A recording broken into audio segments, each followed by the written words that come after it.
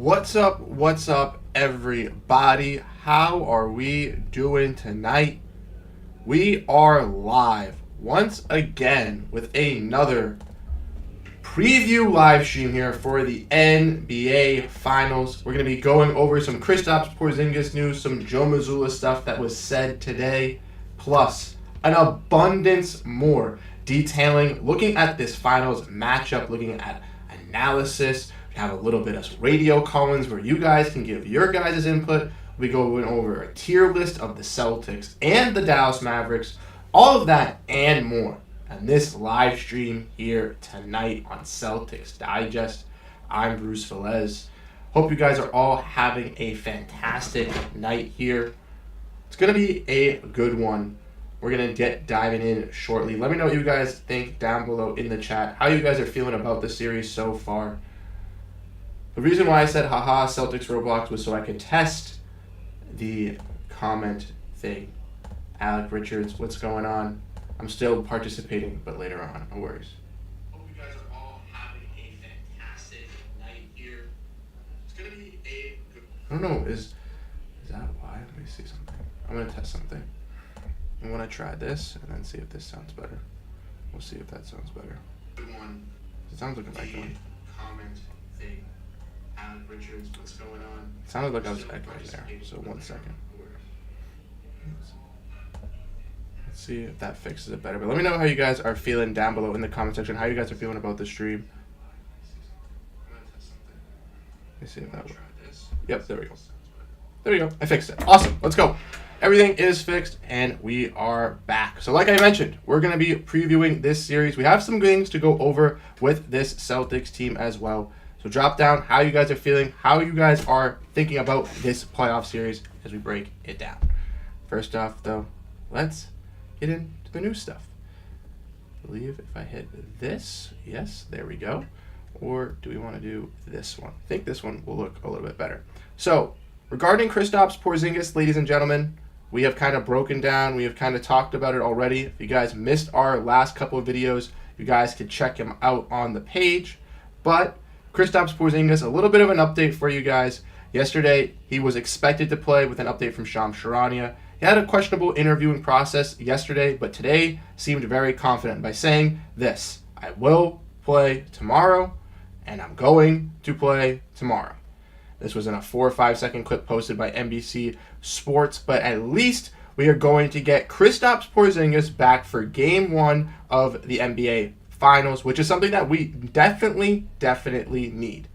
In my opinion, it is something that will be one of the keys to the Celtics' success if they are going to take down the Dallas Mavericks. They have been critiqued for saying that they, haven't gone against the best teams. They have gone against injury-riddled teams, but this team right here has had injuries of its own with Kristaps Porzingis being down. Now, let's look at some other things here with this Celtics squad. If we want to look at this, I don't know why it's not switching, but it should be switching scenes there. There we go to that one, and here we go. We can see what Joe Mazzulla had to say today about the NBA Finals. One of the funny quotes, one of the quotes that I really like to see, said, unless they change the light bulbs in the arena, the lights won't be any brighter than they were last series, when he was asked of the Celtics' expectations and how he feels with the Celtics going into this Finals and how he feels about this team, taking on the Dallas Mavericks, which I have to agree. Even though it is a little bit of a funny quote, I have to agree with Coach Joe Mazzulla here. He has some great things to say, saying that obviously it doesn't really change much. The Mavericks are a well-oiled machine. They got a tough team, and the Celtics have gone against tough matchups. They have had to overcome, losing home games in the playoffs, and even though they've won every road game, they've rebounded by losing those game twos, by winning those 2 straight road games to kind of take control and get locked in back into the series and tend to take over that control. So obviously you want to kind of see something similar here with this Dallas Mavericks series here with the Celtics. Obviously you want to see them win at home, but you want to see them continue that road streak and to not be really feared by going back into the finals. In 2022, it might have seemed a little bit like that was a bit of an issue, but hopefully with this team going into this season that it's not. Let's look at some more of the chats here. Alex saying, oh. Richie saying, upper deck the Celtics in 5 or 6 or 7 games or less. More than that, go Celtics. Show the cocky Wizards, or Mavericks, who we are. Exactly. That's what I'm saying. I think a lot of people with Kristaps Porzingis think that he's going to be back, that we're going to be able to win this series in 6 or 7. I think that it's a for sure thing that this series is going to go to 6 or 7 games, in my opinion. I think that, which we'll get into this live stream, just kind of breaking down the analysis of these teams, kind of going over the matchups between the Boston Celtics and this Dallas Mavericks.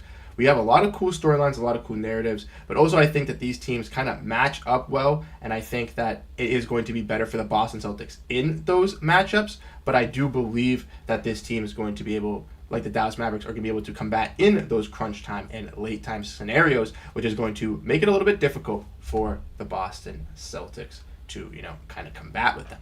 So ultimately, I think that it's going to be a good series. I think that this is going to be obviously the toughest series that the Boston Celtics have to face in this entire playoffs. Luka Doncic, Kyrie Irving, 2 of the best offensive guards in the NBA, might as well one of the best duo guard tandems in the NBA. But the Celtics have a way to combat with that, with having the 2 best defensive guards, combo guards, in my opinion, with Derek White and Jrue Holiday, to be able to take that down, with also some great quality wings in Jason Tatum and Jaylen Brown to be able to size up with them, with adding Kristaps Porzingis as well to go against the likes of Daniel Gafford and Derek Lively. I think that adds a lot of emphasis for the Boston Celtics and adds, a lot of not pressure on Kristaps Porzingis, as there is going to be, some pressure for sure, as, he's welcome back into this series, realistically trying to be fully 100% and be fully ready to go and to be able to take on this matchups. But I think he'll be able to do that on his own. Al Horford, Luke Cornett, Xavier Tillman, O'Shea Brissett, whoever is needed to come in for the Celtics in this series really has to step up in that front court as well. And I do believe that the Celtics win combination of Tatum and Brown, like I said, versus the Indiana Pacers, needs to take over in this series and really needs to dominate. And we'll get into that more further into this live stream here. But I truly think that if those 2 guys can really transcend like they did in this Pacers series and dominate every single game, even if they, some of the nights they're not the best 2 players on the court, as long as one of them can be a top 2 player from the Jays in for the Celtics, I think that we can control the series, take the Dallas Mavericks out, and we can get, hopefully, a parade in the Boston streets. Like we kind of mentioned and kind of broke down when we went over with this Kristaps Porzingis stuff, we can kind of look at some of the Boston Celtics stats as well. If you guys can actually switch this we'll switch that for you so that you guys get this form actually, so it's a little bit bigger. But as you guys can see, we can look at, the Celtics stats in the playoffs here. If you guys want to look at that and kind of peep on with that, we can see that obviously. I'm going to move the comments over here so that I can see the names. But Tatum and Brown obviously leading the way in points and assists and rebounds. Obviously, Derek White being that, 3rd scorer for the Boston Celtics consistently throughout the playoffs, with Kristaps Porzingis going down with injury, as he's not been able to play versus this play in the playoffs. He's obviously been out, and the Boston Celtics have been needing him. Jrue Holiday has been very solid as well for the Boston Celtics team, really coming to life in the Cleveland Cavaliers series, which I think was very, very fantastic for the Celtics. Really woke up in Game 3 and 4 on the road alongside Jason Tatum, and since then, in my opinion, they have not slowed down. He has been consistent for the Celtics on both sides of the floor. And in the Pacers series, in Games 3 and Game 4 on the road, again, got the game-sealing shot at the finish at the end, then got the game-sealing steal and free throws to seal it. And then in Game 4, played some fantastic defense and basically helped the Celtics wrap up the series in Indiana. Now with Kristaps coming back, guys like Derek White, Jaylen Brown, Jrue Holiday, Jason Tatum, even Joe Mazzulla have now all said that Kristaps Porzingis is seamlessly going to fit back in with this team, and he's going to be, fully ready to go with this squad. And they feel that he's going to have no missteps, which I love to see. So now the Celtics get their 3rd or 4th score that they need every single night, generally inserted into their lineup. Then guys like Al Horford, who's had some big games for the Boston Celtics. Let's not forget, hit 6 threes for them in one of their previous matchups in he has just been absolutely fantastic. His birthday was just a couple of days ago. He is now going to be coming off the bench, so he gets to rest a little bit with his legs, and I think that's going to help him out in succeeding more on the defensive and offensive side. We might see him explode more on either one of the sides, either be a better defender some night, have 3 or 4 blocks, or maybe one night have 5 to 6 threes, which I think is going to be necessary. And like I mentioned, we'll get into that a little bit later. Then guys like Peyton Pritchard and Sam Hauser, 2 of the Celtics, main key staples off the bench alongside a guy in Al Horford, really need to, keep up with that momentum and really step up and have some big moments. Sam Hauser hasn't had the biggest moment for the Boston Celtics realistically since the first series. Versus Cleveland, versus the Pacers, he hasn't been consistently on the offensive side. Defensively, he's had some good stops, he's had some good rim protection, so I don't want to knock him over there. But offensively, I do think that he needs to step up and have a game or two to where he really thrives. And then realistically, when looking at the other guys that have been, playing in some spots, there's guys like Luke Cornett, who's played some solid defense, but it had some injuries, and then we've seen some experimentation with, Shea Brissett, Xavier Tillman. Realistically, whatever Joe decides to go with that, secondary big, it could be a different one every single night. It could be, Shea Brissett on game 3, could be Xavier Tillman game 4, could be Luke Cornett game 1. We realistically don't know. I believe that he'll obviously go with Luke Cornett for a majority of the series, but if something is to not work with having Luke as that secondary big, you could definitely see maybe some experimentation with Xavier Tillman and with Shea Brissett like we had seen in previous series.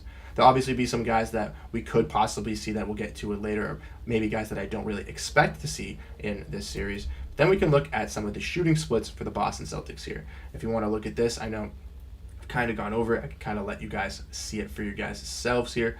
But Tatum has to step up on the shooting percentages. Brown has been pretty consistent for the Boston Celtics as well. Then if we want to look at the, other team, looking at the other side, looking at the Dallas Mavericks here, obviously Luka Doncic and Kyrie Irving, their main 2 guys. The Boston Celtics are going to have to play some very physical defense and be able to prevent them on the defensive side so that they do not take over. And in late game scenarios, make sure that Luka Magic does not transcend or Kyrie feels his groove and kind of take over versus this team.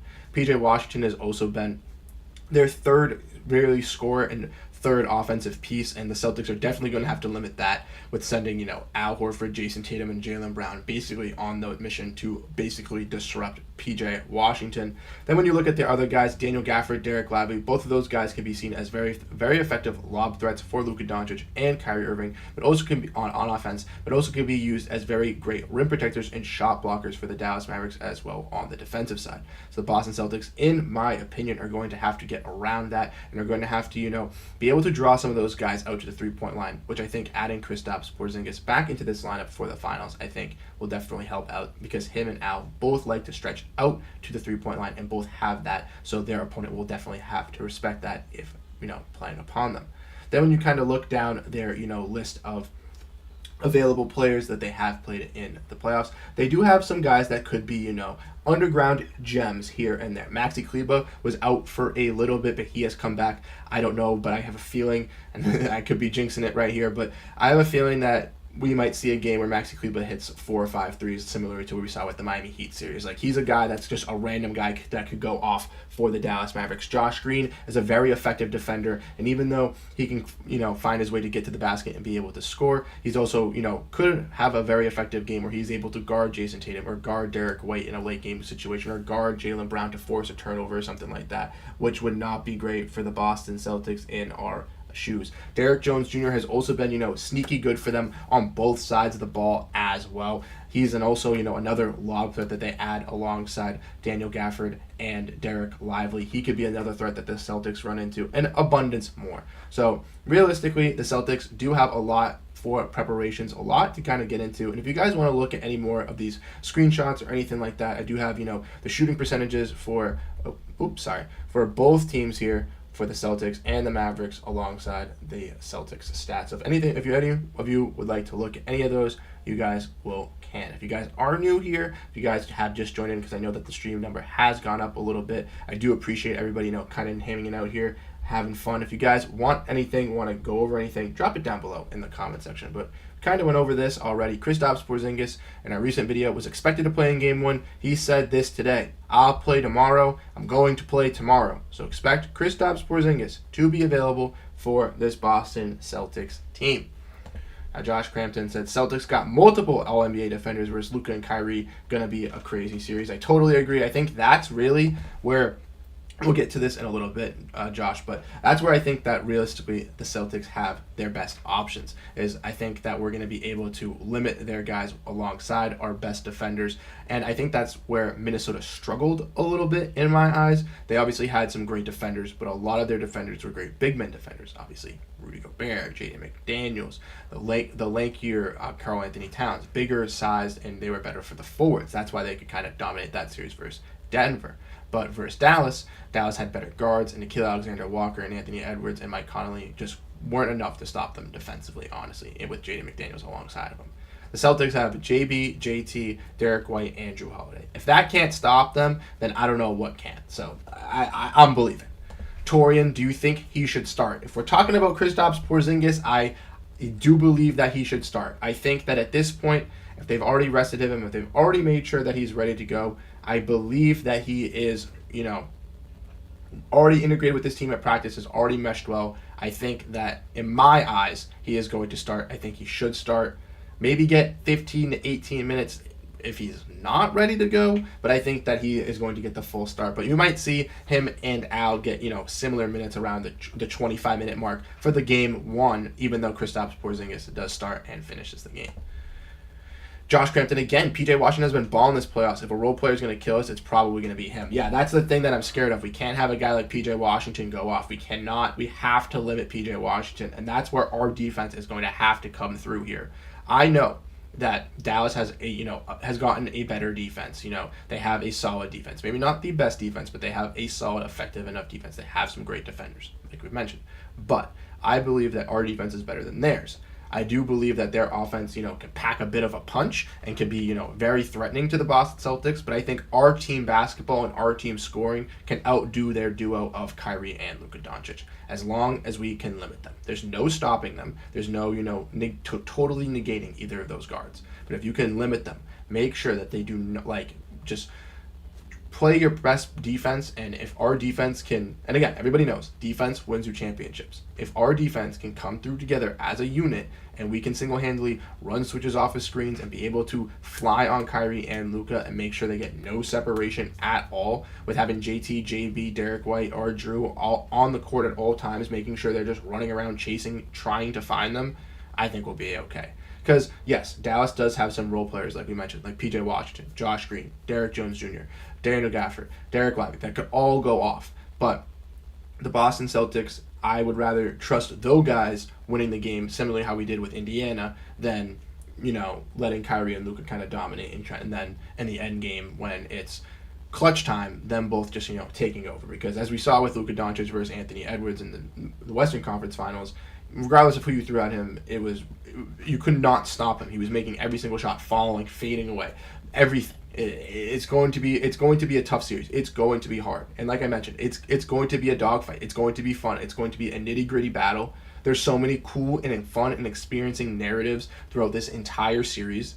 You got obviously Boston versus Kyrie coming back to Boston, and we've obviously we haven't really mentioned it here on Celtics Digest, but there's been the Kyrie articles, the Kyrie news, Kyrie saying he's matured as much and stuff like that. And I don't hate Kyrie. I'm not going to disrespect him in any single way. I don't like that he stomped on the logo, and then the Mavs reporter kind of did that today as well. That was, I think, a little bit clownish in my opinion. But fair aside, Kyrie, I respect him. I wish nothing best for this series, him playing against his old team, but it's going to be cool, getting to see him play against Jason Tatum and Jaylen Brown, and we already know they have that great relationship on the court, so it's going to be cool to see them, kind of go up against each other.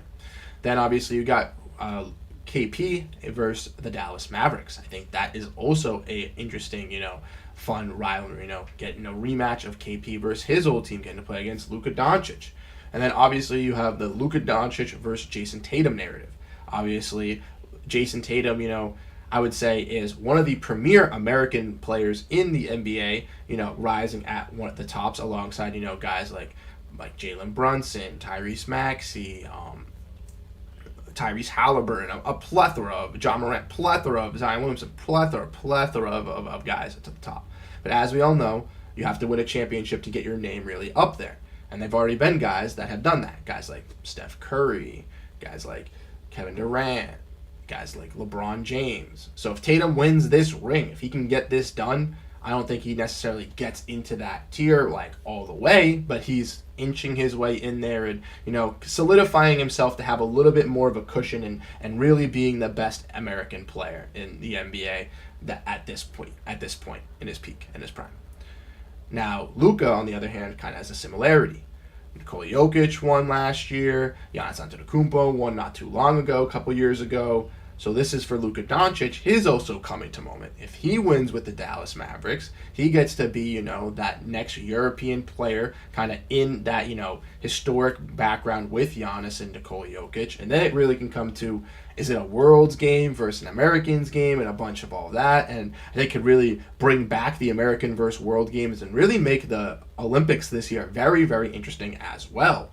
Obviously, Joel Embiid is another name that's mentioned in that European list, but he's also American as well. But he hasn't won a championship yet. But I think that those are some cool storylines, some cool narratives that add some extra juice, some extra fun to this series.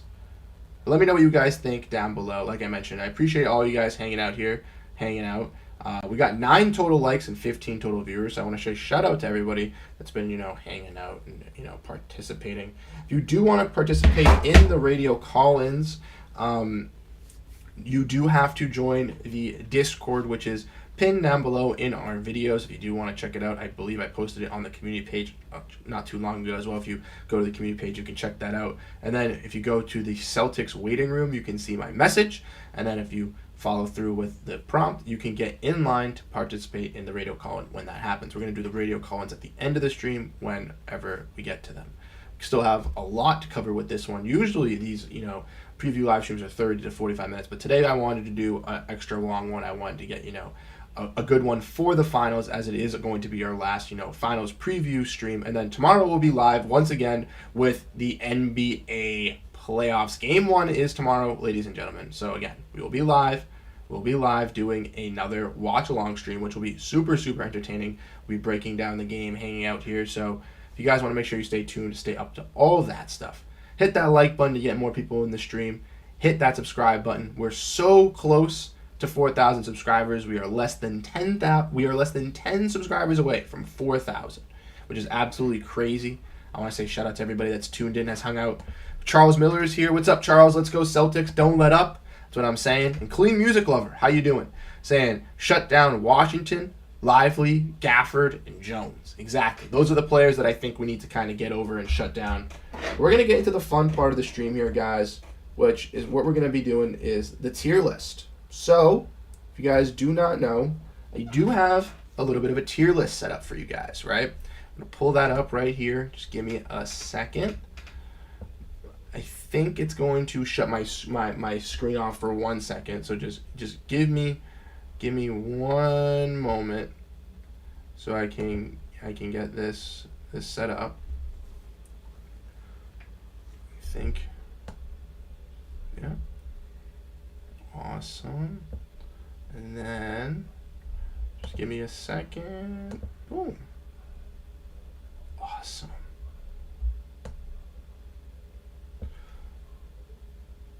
Let's go. Word. Okay. Now I'm going to make it a little bit smaller, but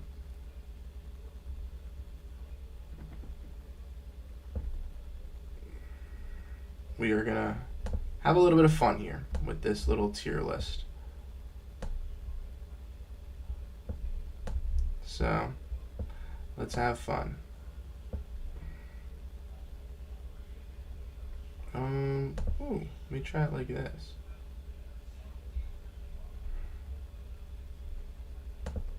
Okay. We are here. We're back. Now, oh, am I going to have to to window capture again. Because I like it on this one. Okay. Give me 1 second. Let me just add this. Sorry, everybody. Boom! There we go. That took 2 seconds. Boom. Awesome. And then we can get it over here. There we go. Okay. Now that that's set up, you guys can see it. We got it. We're good. Let's go. Okay. So, have a little bit of a tier list here. All right. You guys that don't know how a tier list works, how a tier list functions, we're going to be going over the Celtics players in this series.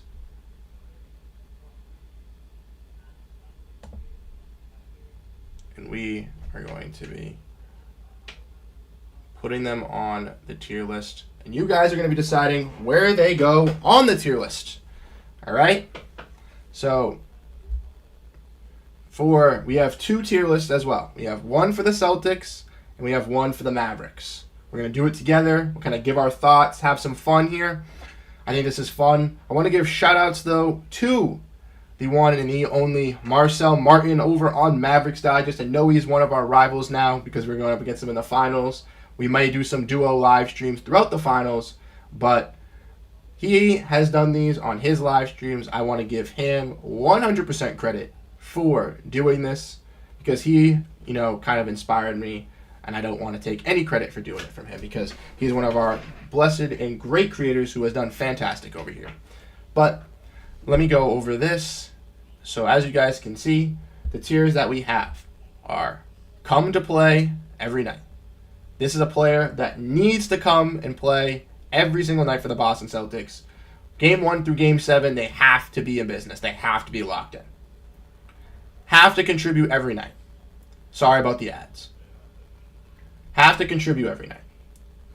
The having to contribute is a player that needs to do something, regardless if it's offensively, defensively, passing the ball, getting assists, hitting threes. They need to do one specific thing. They do one specific thing for the Boston Celtics every single time. I'm happy for it. Got to show it on half the nights. Pretty self-explanatory. You got to have 5 threes or do something big. That's more of like a role player type one. You got to be good enough some nights. We need a game out of you. We need at least one game. One game you got to be good. Do not disappoint. That's if you get the option to play, if you get the opportunity, please don't mess up. And then obviously not playing. Not playing will be, kind of a little bit self-explanatory. So the pictures that I do have are the stock images for our graphics for videos. Rebounding definitely will be critical in this series. Security Music Lover. I'm sorry I don't have the comments on this one, but I do see that. In Celtics Roblox, I don't know if we'll be doing post-game videos with Marcel, but I think we're going to do post-game. I think we're going to do watch-along lives on elimination games. So at least game 5, 6, 7, or at least 6 and 7 if it goes there, we'll be live together. But I'll be live for every single night. So that's that. But as you guys can see, we got all the players here from the Celtics. So let's start off with, the not playing tier. I mean, it's kind of self-explanatory for the not playing.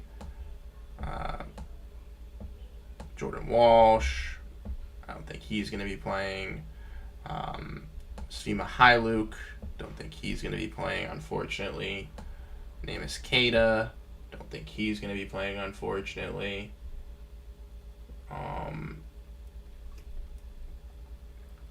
Jaden Springer.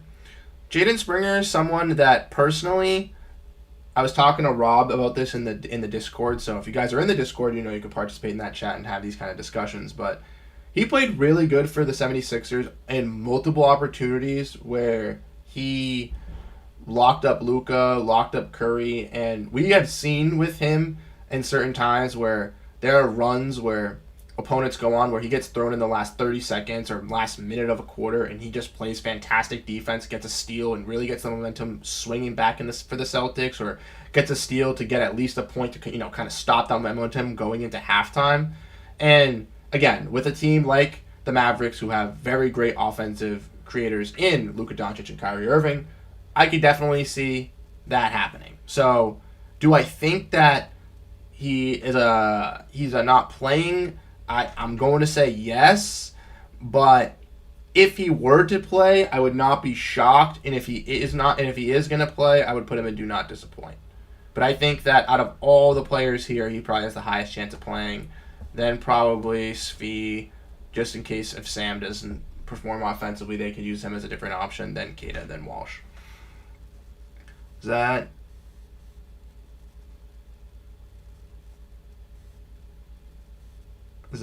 how it is? Thinking that's how it is. All right.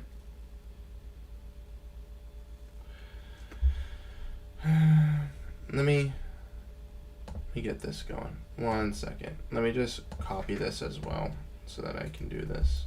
Boom, and then bang. Okay. Now you can't see nothing. Haha. Okay. But we are back. Let me know what you guys think down below for the tier list as well. This is going to be a group tier list, guys. We're doing this together. We're going to be doing this together. You guys can give your thoughts, your opinions. But let's see this work. Let's go. Okay. Okay. 1 second. Gotta fix that. Gotta put it over the window capture. There we go. Sorry. So you can actually see your thing. Grant Williams not playing. Yeah, I know, Josh. It's tough. T Snizzle saying love y'all for how's it going? Just had Chipotle and I never tasted something. Hey, I had Chipotle today. I actually enjoyed it. Don't be talking bad about Chipotle. I had it today.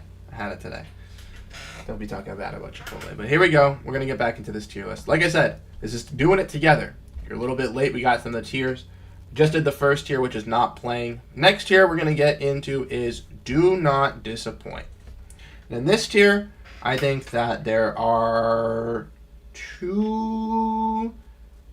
I think there's 3 players that we can put in here. I personally think that we can put Luke. I personally think we can put Tillman if he moves. I think we can put O'Shea. Okay? Now this is my reasoning. I want to hear yours guys as well. If you guys want anybody moved, if you guys want anybody up or down, wherever you guys want them, let me know down below as we go through this. But like I mentioned, in the do not disappoint category, these are where I'm going to put these 3. Luke, I'm not necessarily going to say is we need a game out of you or a got to show you every single night. Just because, all right, let me fix that. Whoa.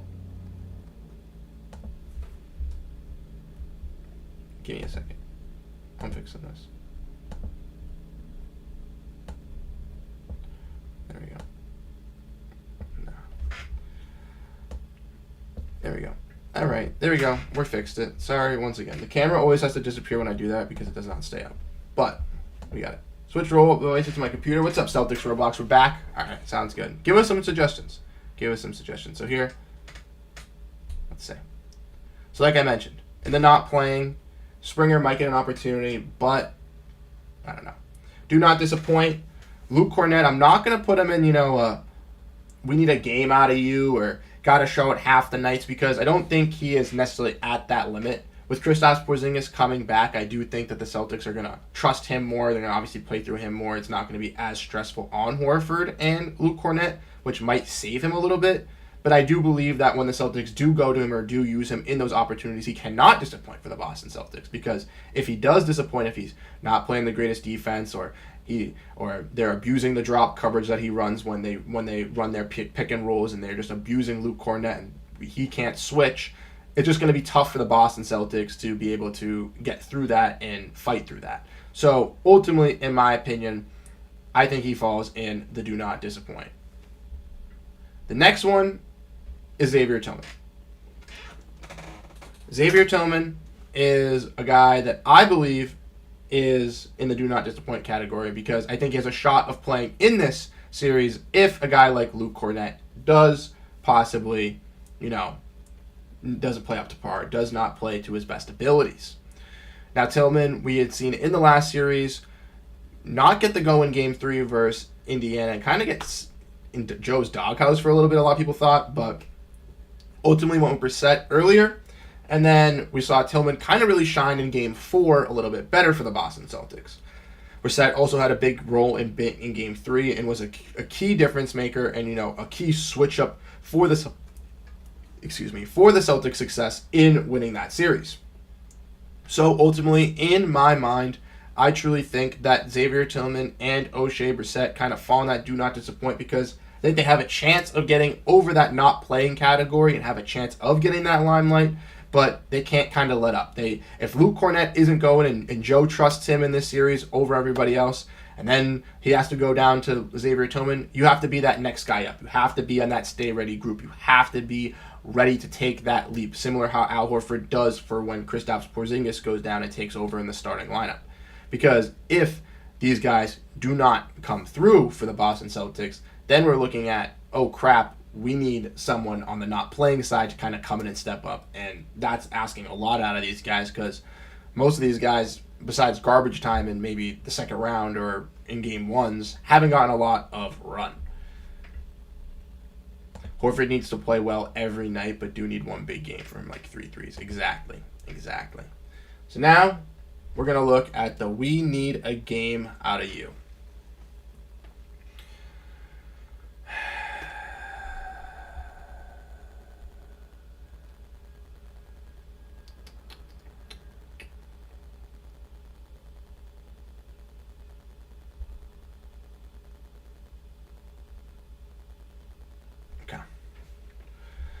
Here, this is where it gets tough. I might have to get rid of the get to show out of half the nights because I believe that we need Sam. I think we need Sam, and that we need a game out of you. I think that kind of makes sense. I don't think he's a do not disappoint. I think that at this point we're kind of asking, again, doesn't have to be fluent offensively, but a couple threes, some good defensive stops, one game. All I'm asking is one game. Like, I kind of want to put Pritchard and Horford above and, like, the got to show out half of the nights, but I feel like that's asking a little too much. All right. I'm going to put Horford and Pritchard here. And like I said, I'm going to get rid of this row. And I think this is what we're going to rock with right now. So, here we go. So, again, you guys, if you guys think that these should be different in any single way, let me know. But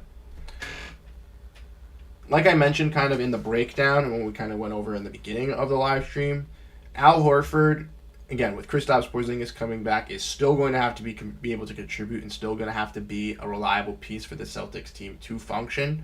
But he definitely has gotten tired throughout this playoffs. Has taken a lot of, pressure and, a lot of will and work power to take over for Kristaps Porzingis, especially, with Luke going down and hurting his wrist.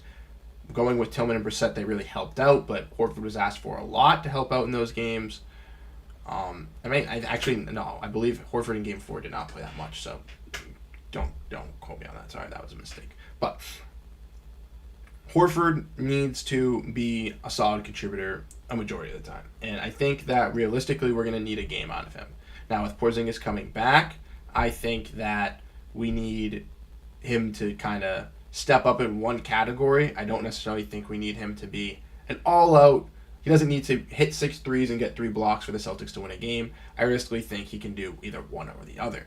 I think if we get a game out of him where he hits 6 threes or 5 threes, I think that tremendously helps out the Boston Celtics in winning. And even though that might not be, a second or third scorer on the point category for the team, he's that fourth or fifth contributor that helps out when a guy like Derek White or like when a guy Drew Holiday can't really get it going from three-point range that night. That's something that I want to see out of Al Horford.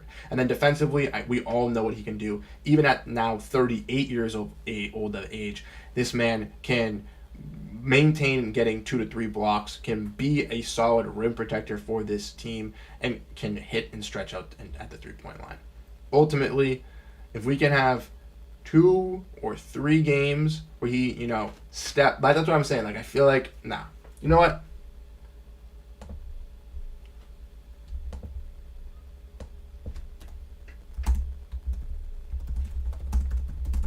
We need Al Horford half the nights. He's in a tier of his own. The other two, we don't need them half the nights. We need Al Horford half the nights.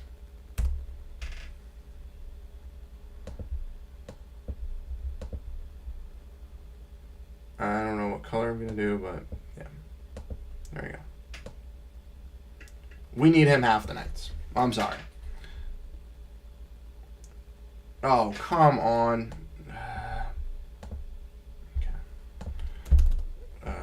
We need you one night. Oh, come on. Don't start lagging now, computer. Need you one night. Okay. So we're going to put them down here. Okay. I'm liking this a little bit better.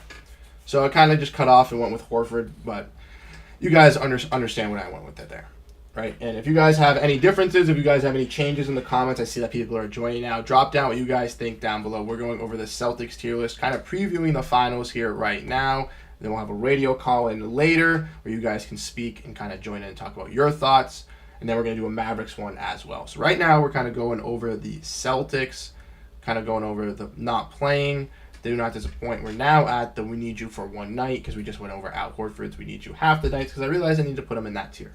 But we need you one night, I think realistically goes to, again, one night we need them to come out and perform. Peyton Pritchard, Sam Hauser, we need them to step up and compete with this bench unit of the Dallas Mavericks. Because once we get to the Dallas Mavericks breakthrough and kind of dive in and look at their players as well, looking at the matchups, the analysis, the predictions, all of that jazz, we realize that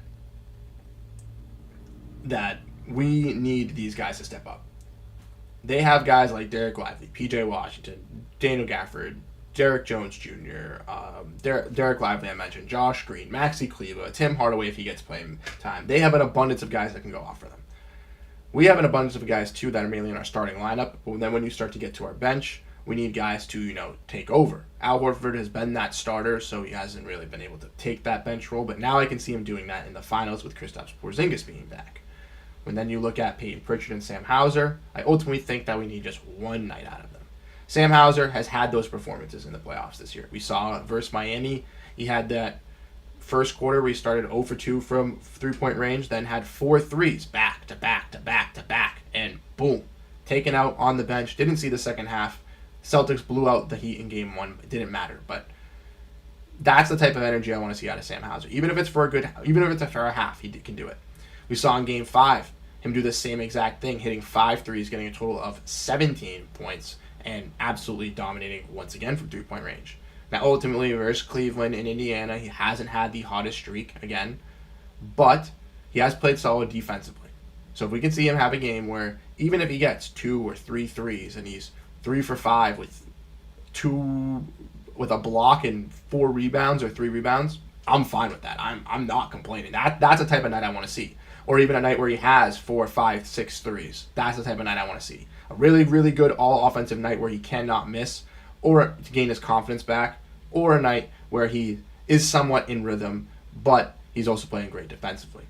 Peyton Pritchard, once again, can kind of get into that same offensive rhythm alongside Sam Hauser. I think he's very, very great at creating his own shot, creating opportunities, being a skillful scorer, being a great passer, great facilitator, doing all of that. Especially alongside Sam Hauser, they have a fantastic chemistry for this bench unit, alongside Luke Cornett as well. But Peyton Pritchard, in my opinion, I think, really, really stands out for the Boston Celtics in dominating at playmaking for this bench unit. And I'd love to see him have a game where, he hits 3-4 threes. Necessarily doesn't need to have a 5 or 6 3-point game. Some of our guards, some of our starting lineup can kind of handle that for us. But if Peyton Pritchard can have a game where he's 3 for 4 from 3-point range with 4 or 5 assists, again, I am ecstatic. And we've seen him do that throughout the playoffs. We've seen him do it versus Cleveland and versus Indiana. So that's not like I'm asking him, I think, of much. And I do trust that he can be a guy that can hold his own. We just can't have him, similarly to the 22 finals where, he was a little bit inexperienced. I will, not credit this team, was a little bit inexperienced. Was definitely inexperienced compared to the Warriors team. But our bench drastically underperformed compared to that Warriors bench. And that's something that, again, going against a Mavericks team who has a great bench unit, we can simply not let happen to our team. The comments. Possibly Pritchard if he gets hot. That's what I'm saying. I think that's why he's in the 1-game category. This should be a good series. I trust our squad. We got this one. That's what I'm saying, T. Snizzle. I trust the squad. I'm believing in us. This is probably what I would say, but O'Shea Brissett is not playing. You don't think O'Shea's playing? We can maybe move him into not playing. I like that switch. We need Al more than Sam and PP. I agree. That's what I'm saying. I felt like we needed him a little bit more. Ooh. Definitely made more than $108, I'll tell you that. I don't know how much I made, though. Okay. I haven't done the calculations. But here we go. Now we're looking at the prime real estate, the cream of the crop here, ladies and gentlemen. The starting 5. Now, sorry about the ad, by the way. I don't know if you can see it, but I can definitely see it. It's fucking annoying. But we have the last 2 categories, which are have to contribute every night, come to play every night. So the reason that I have these 2 ones are they're a little bit different. Having to contribute is a little bit different than coming to play. So I'm going to put these guys in their respective categories here now. So, move you in there.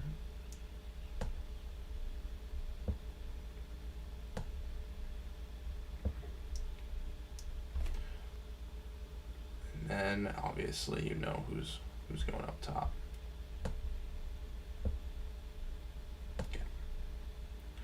So, not really much explaining to do here with the top half, obviously. Uh-oh. What is going on? There we go. But, as you can see, from looking at the tier list, have to contribute every night. I have Derek White, Drew Holiday, and Kristaps Porzingis. So the reason that they're not in come to play every single night is because I ultimately believe that if the Boston Celtics have Jason Tatum and Jaylen Brown, at least one of them, if not both of them, in total control on both offense and defense, dropping at least 25 or 30 points in the finals, I single-handedly believe that if one of these 3 guys comes and contributes, dropping a 20-point night, we'll be A-okay. If that happens alongside an Al Horford 5 or 6 3-point night, we'll be A-okay. If they both go off alongside 2 of them with an Al Horford 6.3 points a night, we're going to be well and more okay. But when looking at this, I see Derek White, a player who we have seen in this playoffs get really, really hot and really, really cold. We've seen it throughout the regular season, throughout the playoffs. It happens with shooters, just a shooter's motion. Miami comes into Game 3, white hot, dominates in Game 4. In the second half of Game 3, takes control. Game 4, absolutely dominates as well. And then in Game 5, in my opinion, was an absolute beast for this team, really coming through for this squad and taking control versus Miami. Then he had some points in Indiana and versus Cleveland where he had some decent shooting nights. Some nights where people were questioning why he's taking so many jump shots, why we're running through the offense through Derek White. But a majority of the time, defensively, this man is a menace. I am absolutely confused, befuddled that he was disrespected from the ESPN Top 100 list, but also disrespected by not getting placed on an all-defensive first team. Now, I know that they went positionless alongside the All-NBA teams, but in my mind, Derek White was a guy alongside Alex Caruso that should have been on that All-NBA defensive first team, and he definitely deserved it. Averaged a block, averaged a steal per game, Derek White. Absolute baller for this Boston Celtics team. So, from looking at that, from kind of diving in and looking and divulging with that type of stuff, I think that he needs to contribute every single night, because he will contribute every single night, regardless if it's offensively or defensively. We might see a game where Derek drops 20, 25 points for the Boston Celtics. We might see a night where he does drop 23, 24 points for this team.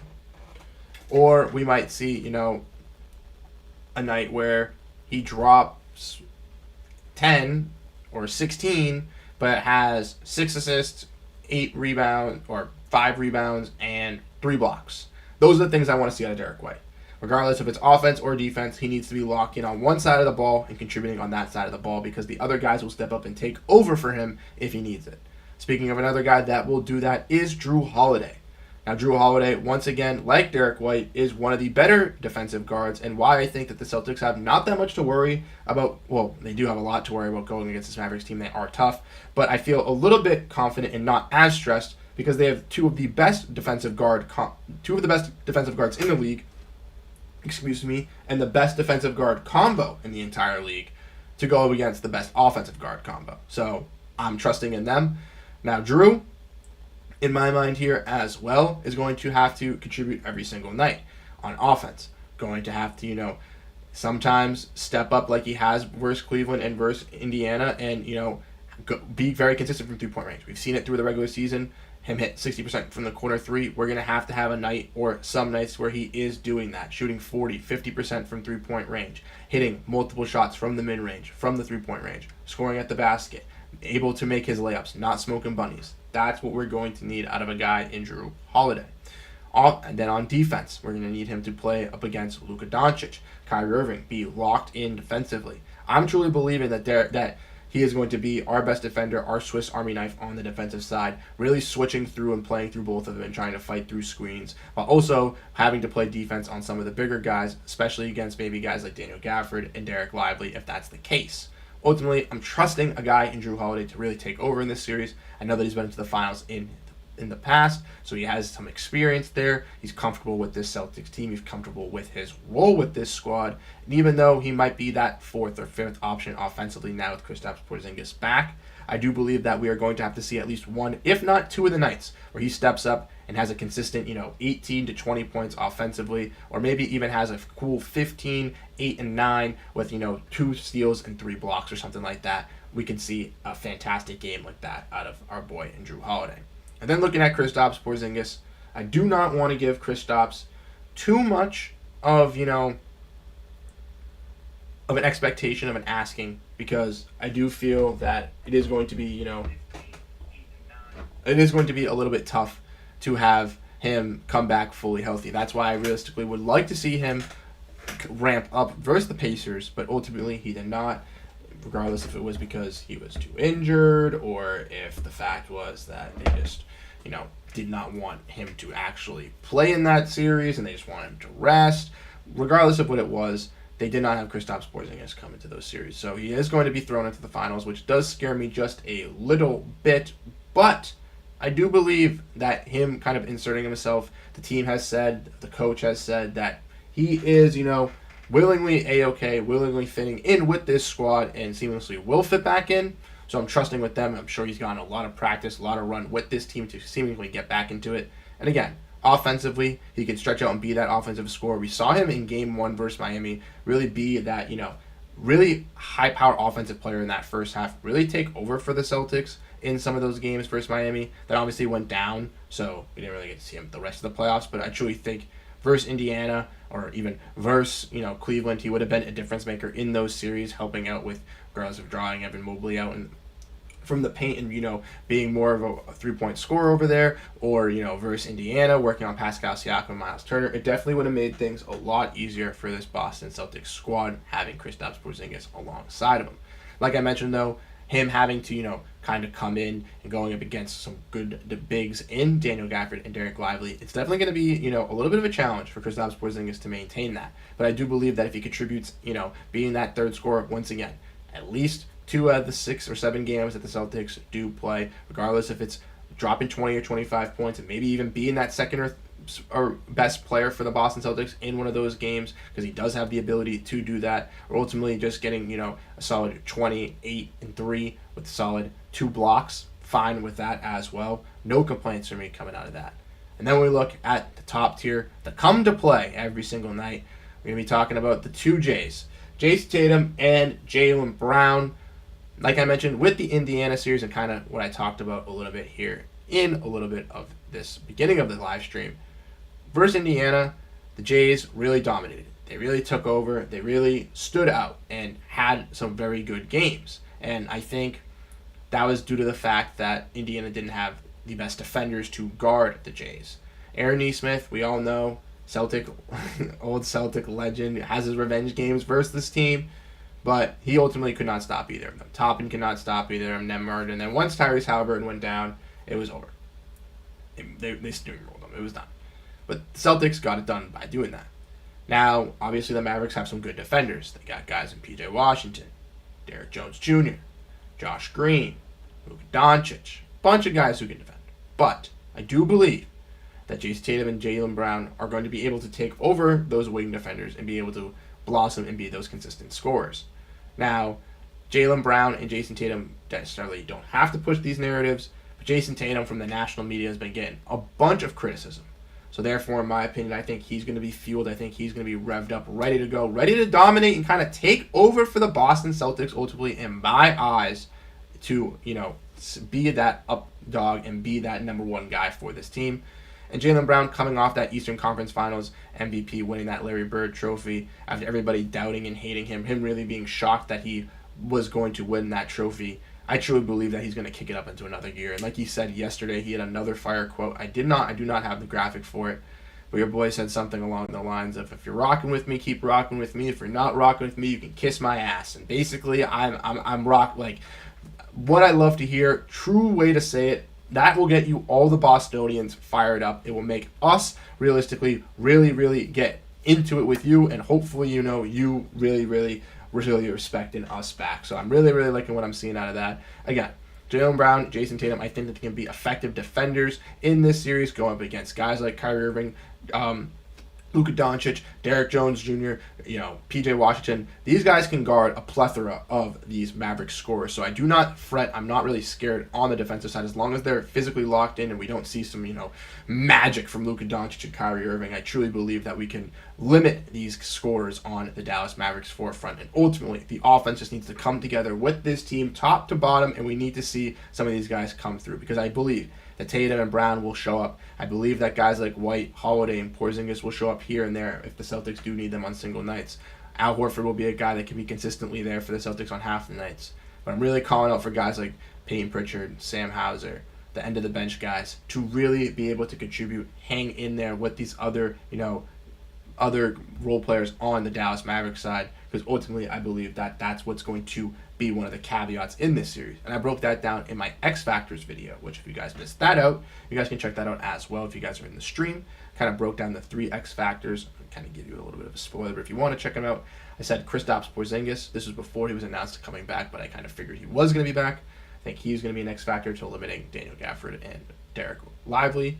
I think that Drew Holiday is the second X Factor, as I think he's going to be the main defender going up against Luka Doncic and Kyrie Irving, and he was recruited for the Olympic squad, for that playmaking, for that veteran leadership, for that defensive prowess. So, again, teams respect him, opponents fear him. Luka Doncic has said that he's one of the better perimeter defenders in the entire NBA. So, I think he's going to be another guy that locks in. And then the bench, like I mentioned, Pritchard, Hauser, Cornette, Horford, Tillman, Brissett, Springer, whoever gets thrown into the mix. We need to see you, if you're getting the opportunity, you need to stay ready. You need to be ready to go. You need to transcend to be those top dogs for the Boston Celtics to really take over. If you guys do enjoy this tier list here, you guys, I think it is formatted great. I think, yeah, I can see it right now. It's completely filled out. So if you guys would, want to take a screenshot, do anything with this image, you're more than welcome to kind of, save it. If anybody would like to, throw it possibly in the Discord as well. I don't know if anybody's in here that's in the Discord, but either if you guys are, possibly want to throw this in there. So we have that in there. You're more than welcome to, so you can look back at it. Now, we are going to get into the next part here, which is going to be the Mavericks tier list next. I'm going to go over some comments right now, but then we're going to get into the Mavericks tier list for you guys. So we'll be ranking, this one, I'm going to want your guys' a little bit more help. So drop down below in the comments what you guys think. Love that JB got that trophy. Shows he ain't Robin. We truly got 2 number 1 options. Exactly, Josh Crampton. That's what I'm feeling. And that's what we got to see out of this series as well. Jason Tatum, Jaylen Brown, I realistically think that these guys, they're going to be those transcending number 1 guys. They're going to be those top dogs offensively and defensively. But I think that either one of them can be that 30, 35-point scorer for the Celtics any given night. And that's what truly brings so much versatility and scariness to them. Because if you're the Dallas Mavericks and you're going up against the Celtics team, you think Tatum's going to be doing really good. But what if Tatum has an off night and Derek White has 25 or 30? Then you're like, oh, crap. Now we got to figure out a way to stop him. And what if we don't have a guy that can stop him? And all that conundrum and drama that goes into it as well, which I think adds a lot of graciousness for this Celtics team.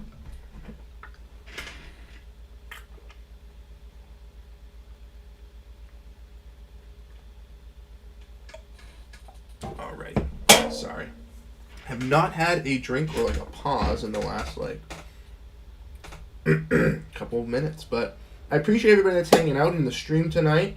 See, we have a total of 14 viewers. We've gotten up to around 20, which I really, really do appreciate. Everybody coming in, hanging out, chilling here.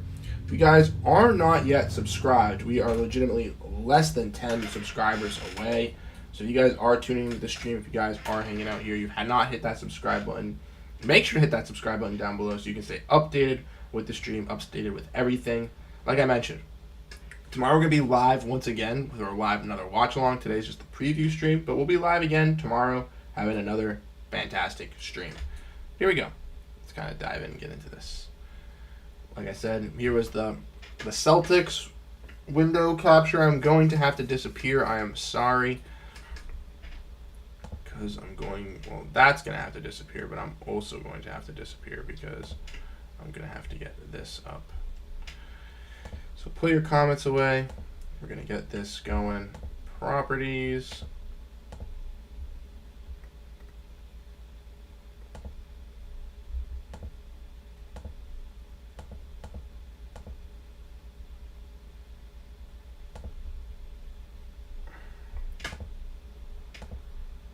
Okay, it's not letting me do it. Alrighty. Give me 1 second.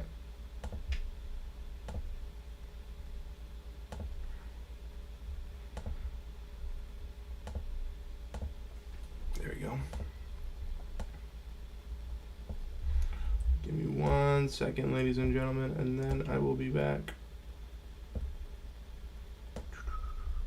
There we go. Perfect. Boom. Awesome.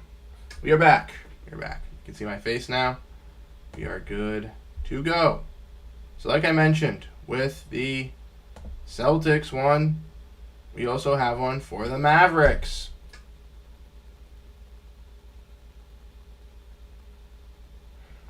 So in the Dallas Mavericks one, we once again have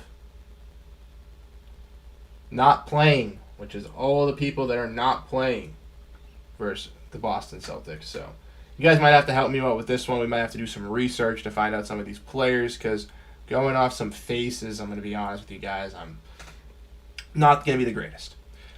Then we got players that we do not fear. So these are players that, as a Celtics collective, we are not scared of. We do not, even if they get playing time, even if they get the daylight to play against us, we're not scared of them. Players who have one good game. Now, those are the players that, like the Miami Heat, dark black magic, just pop off and just go off versus the Boston Celtics. And there's nothing we can do about it. Nothing we can do. Those are the worst. Those are the worst. Next, we got players who can heat up.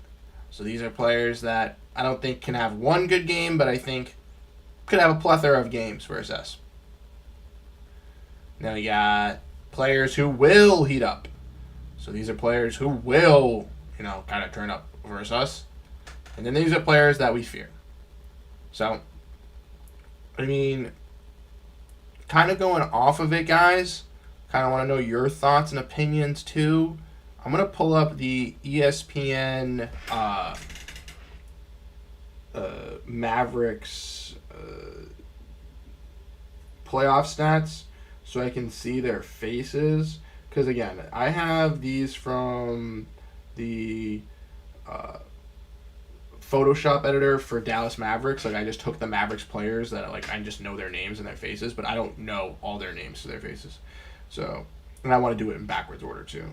So, I don't want to do, like, just leave the rest of the guys out. Okay. So, here we go. Here we go. Here we go. All right. All right. So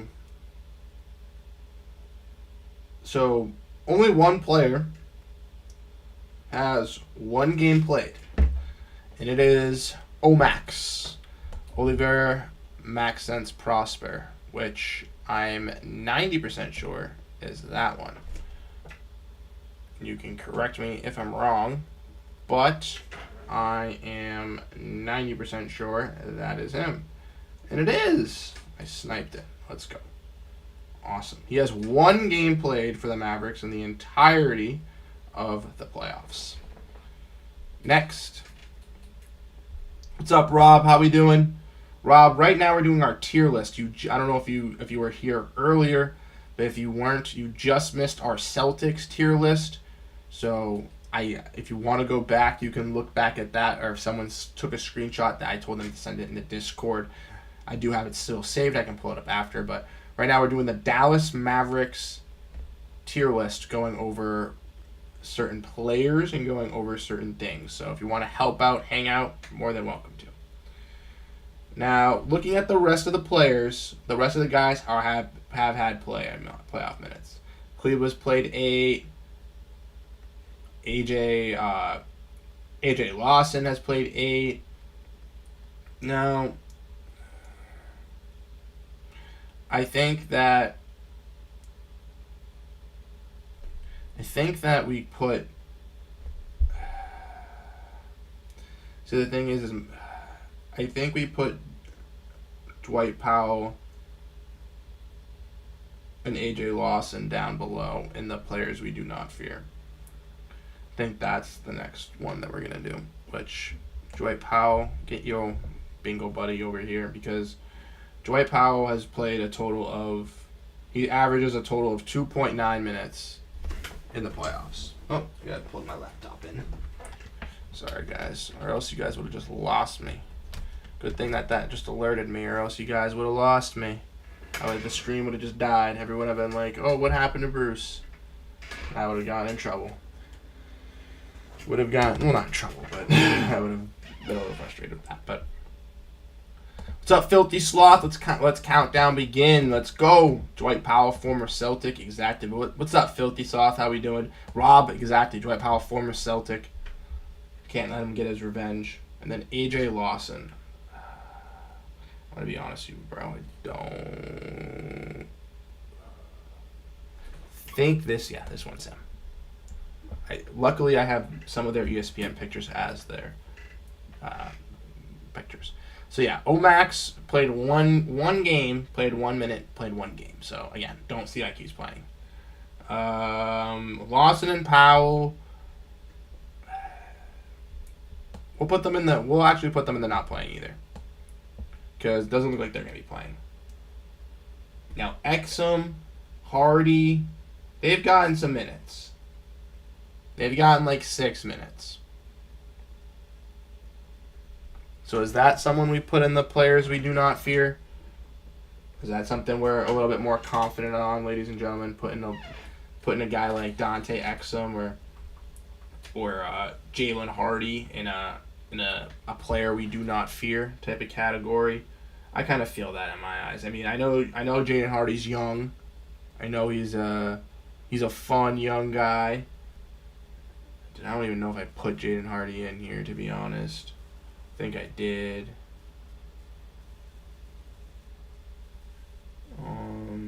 Dante Exum. Okay, this one's Dante Exum. Okay, Dante Exum has had some big shots in the playoffs. Don't get me wrong. He's averaging 7. Oh no!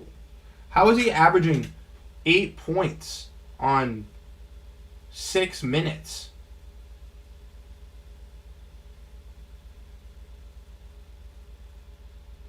I was going to say, huh? Yeah, no way. He's averaging 1.3. I was going to say, that's his season stats. Jaden Hardy got some minutes last series. That's what I'm saying. I feel like we got to put them in the players we do not fear category now.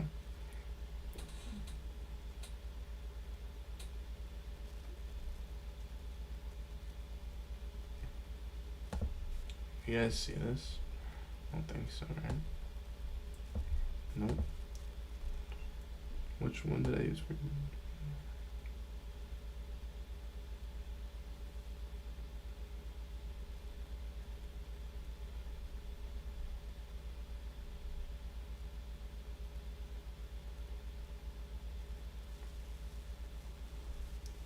Who did I grab then?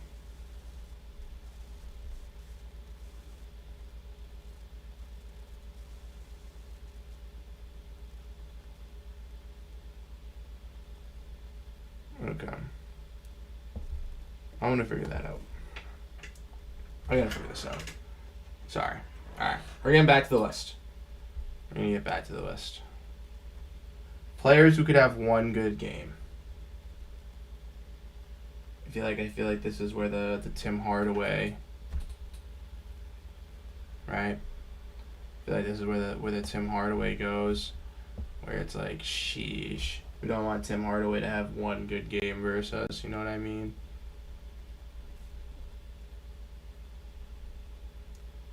Okay.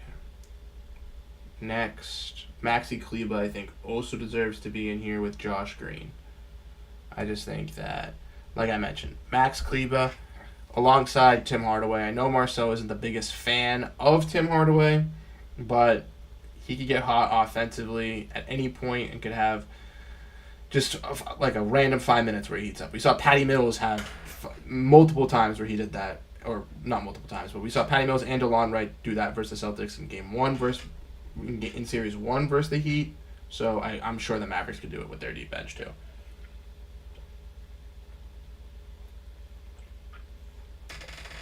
Tim Hardaway and Maxi Kleber I would not be surprised if either of them had a game.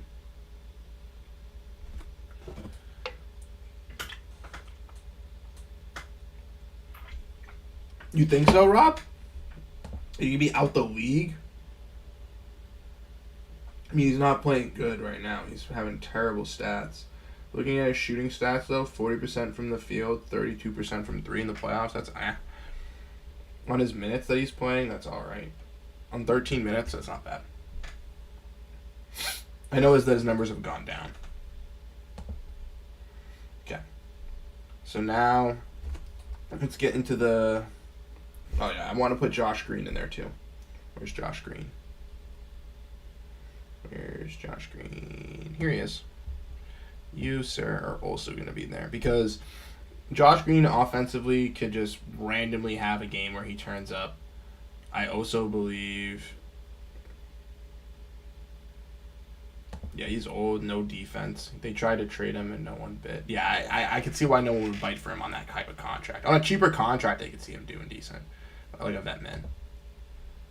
But yeah, he's definitely not worth that money. Jeff, what's up, Jeff? How we doing? Saying Celtics in 6, Kyrie leads the finals in turnovers. I like that prediction. I actually do like that. Sorry, let me fix this so that you guys can see the comments. They're not blocked off by the window capture. There we go. That's better, right? There you go. Sorry about that. If you guys have been here and did not know, we got new screen setups, new stuff. So a little bit of a different go today. But we've been. Is that the wrong one? Please tell me that's the. No, that's the wrong one. Okay. Opened up the wrong one. Let's close that. There we go. Awesome. All right. Here we go. All right, we're back. So let's look once again at these tiers for not playing. We got Omax, Dwight Powell, and AJ Lawson. Don't really know much about AJ Lawson, I'm sorry. Omax, I know, was drafted this year as a second-round pick. He played well in the G League. Dwight Powell, old Boston Celtic. Don't expect him to get much playing time. Looking at Dante Exum, he's someone I do not fear. Possibly he gets some playing time for this team, but ultimately someone that I don't think is going to, transcend and to really take over for this Mavericks squad. And then looking at players who could have one good game, Tim Hardaway Jr. At some points, I know that he's not playing the greatest in the playoffs, but like I said, dark black magic happened with the Miami Heat series last year. I can see it happening in the finals here with the Boston Celtics, and Tim Hardaway, Maxi Kleber, or Josh Green would be one of those guys who could do that.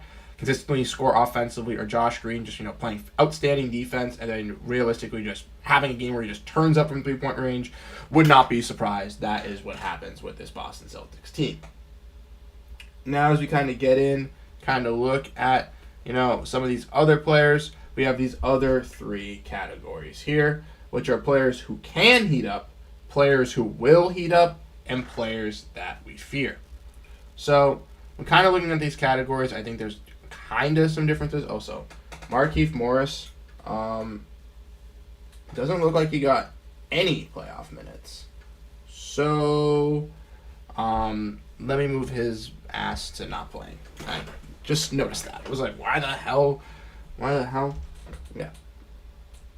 And apparently there's no Jaden Hardy image in the, unless I'm blind, but like 90% sure there's no Jaden Hardy image in the Celtics thing, unless I'm blind, like I just mentioned. But if I am blind, you can obviously yell at me if Ben or somebody's in here and can message me or something. Yeah, Markieff will be out of the league too. I'd add Hardy to that one game group. I think Hardy kind of falls, in my opinion, to the we do not fear, but I think he could pop 6 point. Yeah, okay. Nah, maybe not, Rob. Maybe he does get added to that one game. Only person you're scared of is Luka. I think there's a plethora of guys that we could be scared of with this Mavericks squad. Okay, so let's look. Let's keep diving in here. Once again, if you're new here, if you're joining here, we're going over our tier list of the Dallas Mavericks, kind of going over the series. So players who can heat up, players who will heat up. This is where I think that we put, just want to make sure I put the right people in the right places. I grab them. Yeah, this is where we put DJJ.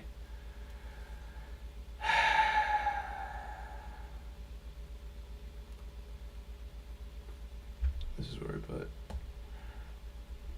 DJJ.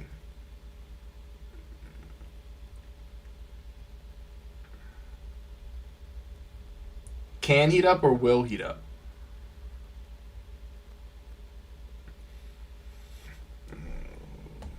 Okay, because so the thing is, right, is obviously in my eyes, I think that Kyrie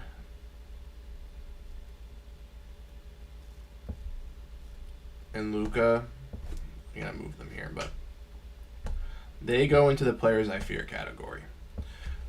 Just for sole purposes.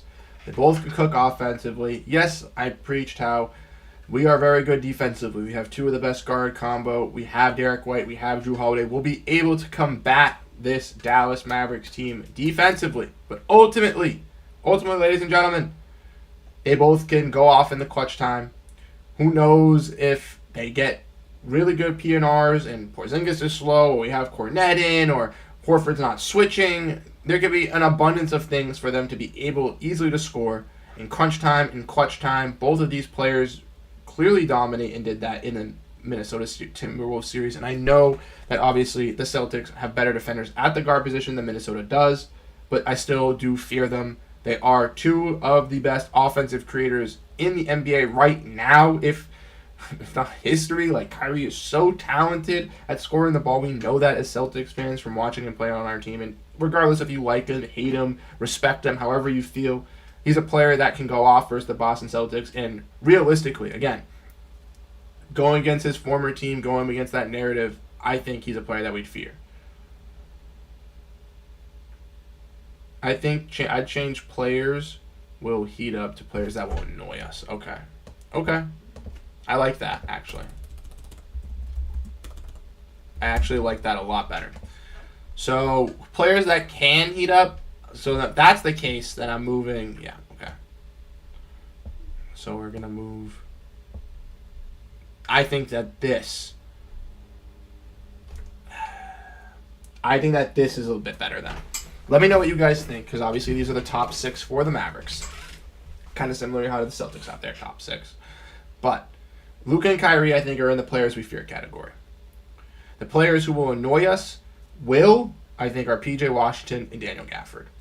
Now, my PJ, I think, is a for sure in the will annoy us, because I think he's going to try and be their third scorer. They're going to use him for their third scorer. But okay, so that's what I was kind of thinking too, Rob. Is I didn't really know. I want to know your guys' opinions with DJJ or Derek and Daniel, but I think that if Derek is healthy, fully 100% ready to go, he is going to be more of a problem for Kristaps Porzingis than Daniel Gafford will be. Ultimately, they both will be a problem down the line for Kristaps, but having Kristaps again aids us, helps us out, makes us a little bit better versus this squad. Then obviously PJ, I think, will be that third scorer. I think he can turn up to be that third scorer. We're going to have guys like Brown and Tatum.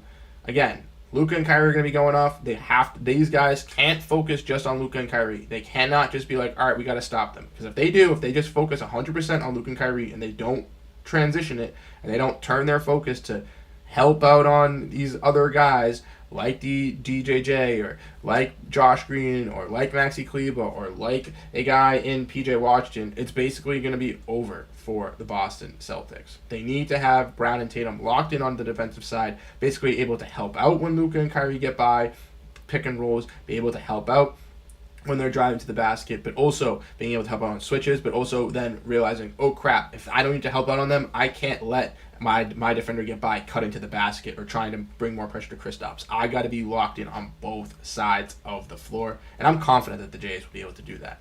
But again, PJ kind of has been their third guy.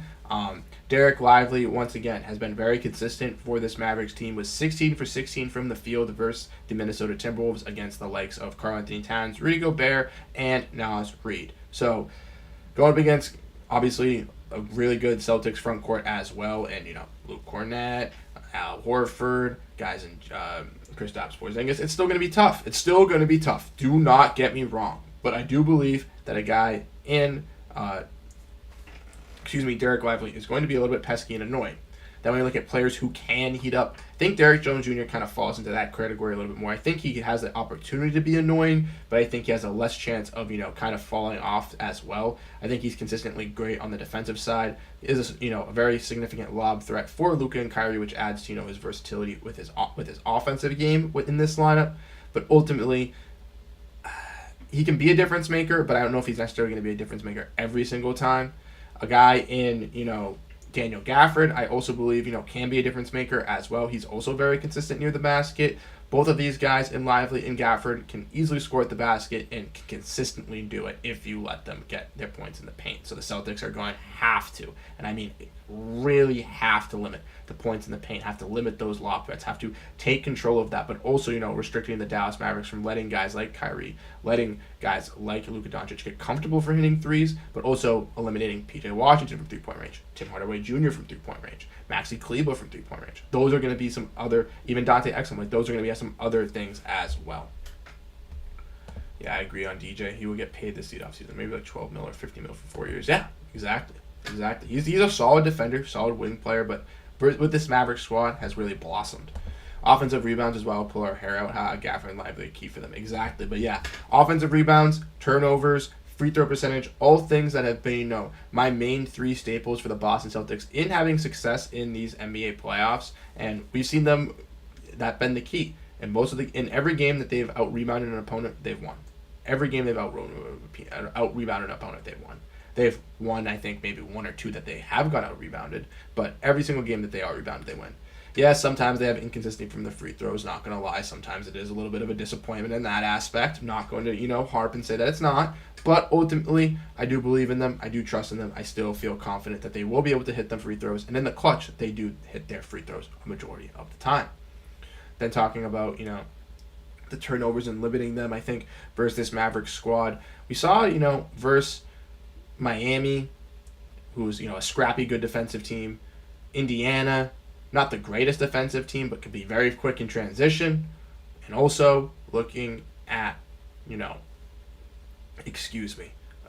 the Cavaliers, they're also a great defensive team. The Mavericks are solid on the defensive side as well, but I think kind of not similar to Indiana. They're definitely better defensively than Indiana, but a little bit worse than Cleveland.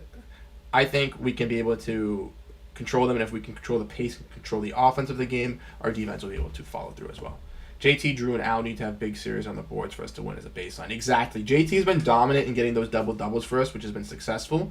But Drew needs to be great on boards. Al needs to be on boards. Everybody needs to be dominant on cleaning up the glass here for the Celtics as well. Now, we're going to pull away from that aspect there. Kind of go back to the main screen here. If you guys are new, if you guys have missed out here, I'll pull this over for you guys so you guys can see. It's going to be a little bit laggy. 1 second. There we go. But if you guys are new here, Kristaps Porzingis said he will play tomorrow. Said, I'm going to play tomorrow. So, he is for sure locked in to play tomorrow. Do not fret. You will see Kristaps Porzingis on that court. But also, ladies and gentlemen, a little bit laggy. Joe Mazzulla, not freaking out, not fretting, not saying that the lights are brighter and better than expected, because he's locked in. He believes that this team is ready to go. And then we want to look at this. Porzingis, looking at his stats, kind of breaking down Porzingis this season. Once again, teams want to critique the Celtics for beating up teams like the Heat that had no Jimmy Butler and no Terry Rozier. Beating up teams that had no Jared Allen and no Donovan Mitchell for half the series. Beating up teams that had no Tyrese Halliburton for half the series. But Kristaps Porzingis has been without the Boston Celtics for over a month. It will be 5.5 weeks. Once the Celtics step on the court tomorrow to play, and he will be back. And then once again, Derek White. Disrespected from the Boston Celtics, but one of the keys for our success, I believe, this season has been fantastic, averaging 15 points. Steal, turnover, shooting very good from the field goal percentage as well. 42% from corner threes this year. Absolutely fantastic from your boy, Derek White. Thank you guys for tuning into that part there. Whoops. Sorry. We're going to hit this. Come back here. Sorry. Getting some tweaks in here. Getting some things worked around. But that's basically what I have to cover for this stream here. Now we get to the fun part, which is if anybody would like to join and do the radio call-in part. Now I mentioned in the beginning of the stream here, if you guys would like to participate in the radio call-ins, all you have to do is join the Discord, which has been linked down below in the community page. Once you have done that, you are officially able to have a spot of coming into the stream. Then we will come in here, pull people up respectively when they get called, and you will be able to participate, in the stream here. So let me know if anybody would like to participate. Once again, if you're in the chat, you guys are here, you guys would like to participate, let me know down below. I'm gonna get into the part of the stream here. So I am in the call. I'm not trying to play this Call of Duty Modern Warfare thing. That's not what I'm trying to do. Thank you. Come up here. Awesome. Perfect. Fire. I think that's good. Obviously, you guys can see some of my Discord right now, but I think that I fixed it. Right? Now I just want to make sure that I'm not echoing. So give me 1 second just to make sure that it's coming out of here. Yes, sir. Awesome. Let's go. And then we'll turn the Discord on. So now the Discord is on. So if you would like to join, if you would like to chat, let us know down below in the comment section in the Discord, and we'll get you called up here, ready to go. Do you know if if off the bench, expect limited minutes. I do not know like what we're going to see off the bench, Rob. I would expect we're going to see Horf, Pritch, Hauser, Cornet to go to start. Then, if Hauser isn't the best performance maker, I can see guys possibly like Tillman or Brissett being brought in. I was mentioning earlier, I think Springer could possibly get some time as well, maybe to close out a quarter if they go on a big run. But I don't know. But yes. Getting to the radio column first. Okay. So, thing is, I want to be like second or third. Okay. I'm going to call up Celtics. Believe this is Celtics Roblox. But if you are the person with Celtics as your name in the Discord chat, you sent the thumbs up above Rob version, you are called up to the stage here. So, come on down into the streaming channel here. You will partake, and you can basically say anything you would like about the team, talking about matchups, talking about the Celtics in general, and you'll be ready to go. Rob, I think, would like to join as well, if I'm not mistaken. So, Rob, maybe we can have you come next, if that's the case. Kind of have a little bit of a rotation going, so then if the person then next knows if they're going up. But I think we're going to have Celtics come in here first, and then we will have Rob. Okay, so it's Celtics, I think Celtics Roblox, so he's letting people go in front of him. So Rob, if you're here, Rob, if you want to go, you can go first. Celtics Roblox is allowing. So Rob, if you would like to come up, you're more than welcome to. If anybody else would like to come up to the stage, you're more than welcome as well.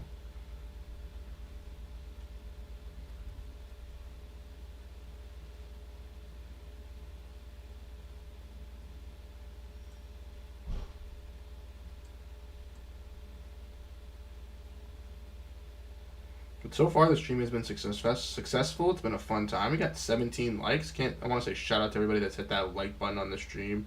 Everybody that's been hanging out with us, having a good time. Appreciate, every single one of you, that appreciate this time that we are hanging out and kind of previewing this series.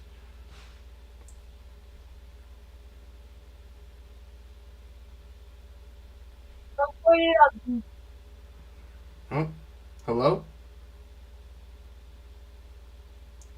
So Celtics is in here. Celtics.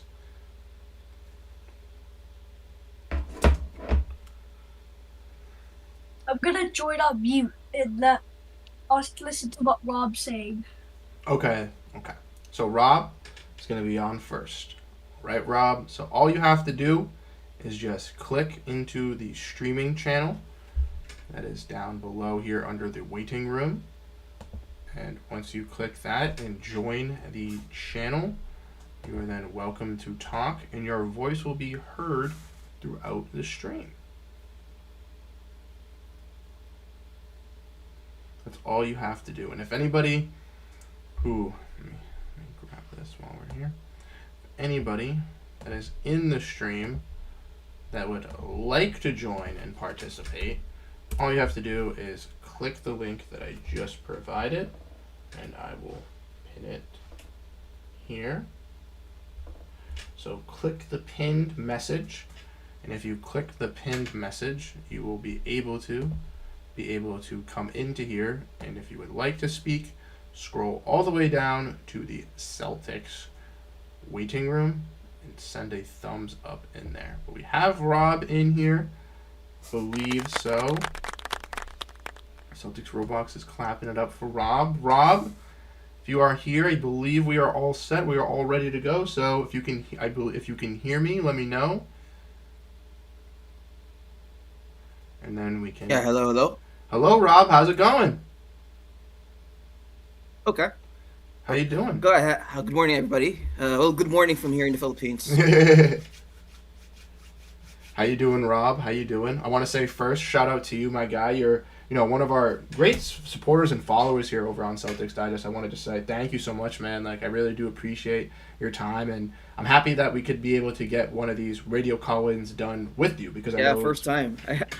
I know it's been trouble obviously trying to get the coordination going between us, but I just want to say like it's a pleasure having you on here. And is there anything that you specifically would like to talk about this team?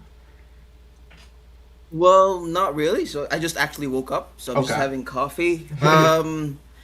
So yeah, if we have topics you wanted to discuss, we can get on that. But as of whether I'm prepared or not, not really. Nah, okay, I was okay. just hoping to just finally, get this done, be on the call for the first time. Yeah. So good morning to everybody as well, or wherever you are. Good afternoon, good evening.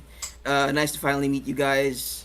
It's awesome to meet you as well. So, I mean, some topics that we can kind of get into really here. I know we kind of brought up some stuff and kind of talked about some stuff, in the Discord and stuff like that. So maybe we can kind of go over some of that stuff. We kind of break that down. And if anybody else Sure, wants sure. to, chime in, wants to, get involved here, you're more than welcome to, come into the stream, kind of, come into the channel that Rob and I and Celtics Roblox are in. Like I mentioned, I pinned it on the channel. You're more than welcome to come in, mute your mic, just chill out, and then if you want to voice your opinion, give some sense, just talk about anything. More than welcome to come and join the conversation.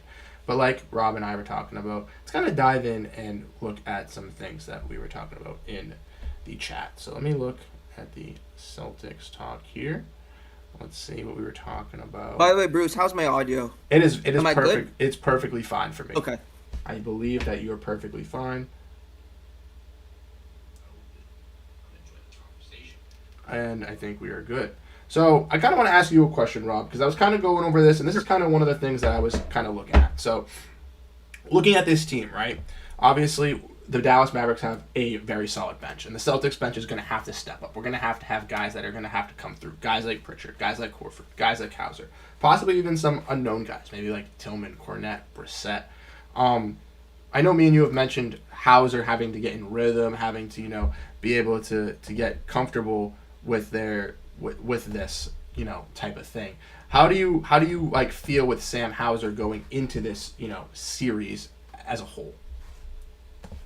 As a whole, not really good. Okay. I think he's gonna get played off the floor again, so he's not gonna get a lot of minutes. I think Luka and Kyrie is gonna target him a lot on pick and rolls, hunting the switches. And if he's not able to defend, Joe's gonna pull him off. And as we've seen by now, Sam needs his minutes. Sam needs his shots. If he's not getting shots, he's not getting minutes, then he's not gonna work. So he's pretty much going to be a liability out there. I mean, I trust Sam's defense, but from what I've seen recently, his defense is somehow tied to his offense. If he's not shooting good, his defensive effort wanes. That's the problem. So, and we can't afford somebody like that for the Dallas series, especially with, uh, you know, um, impactful perimeter players in Kyrie, in Luka, and then you have PJ Washington as well. So, No.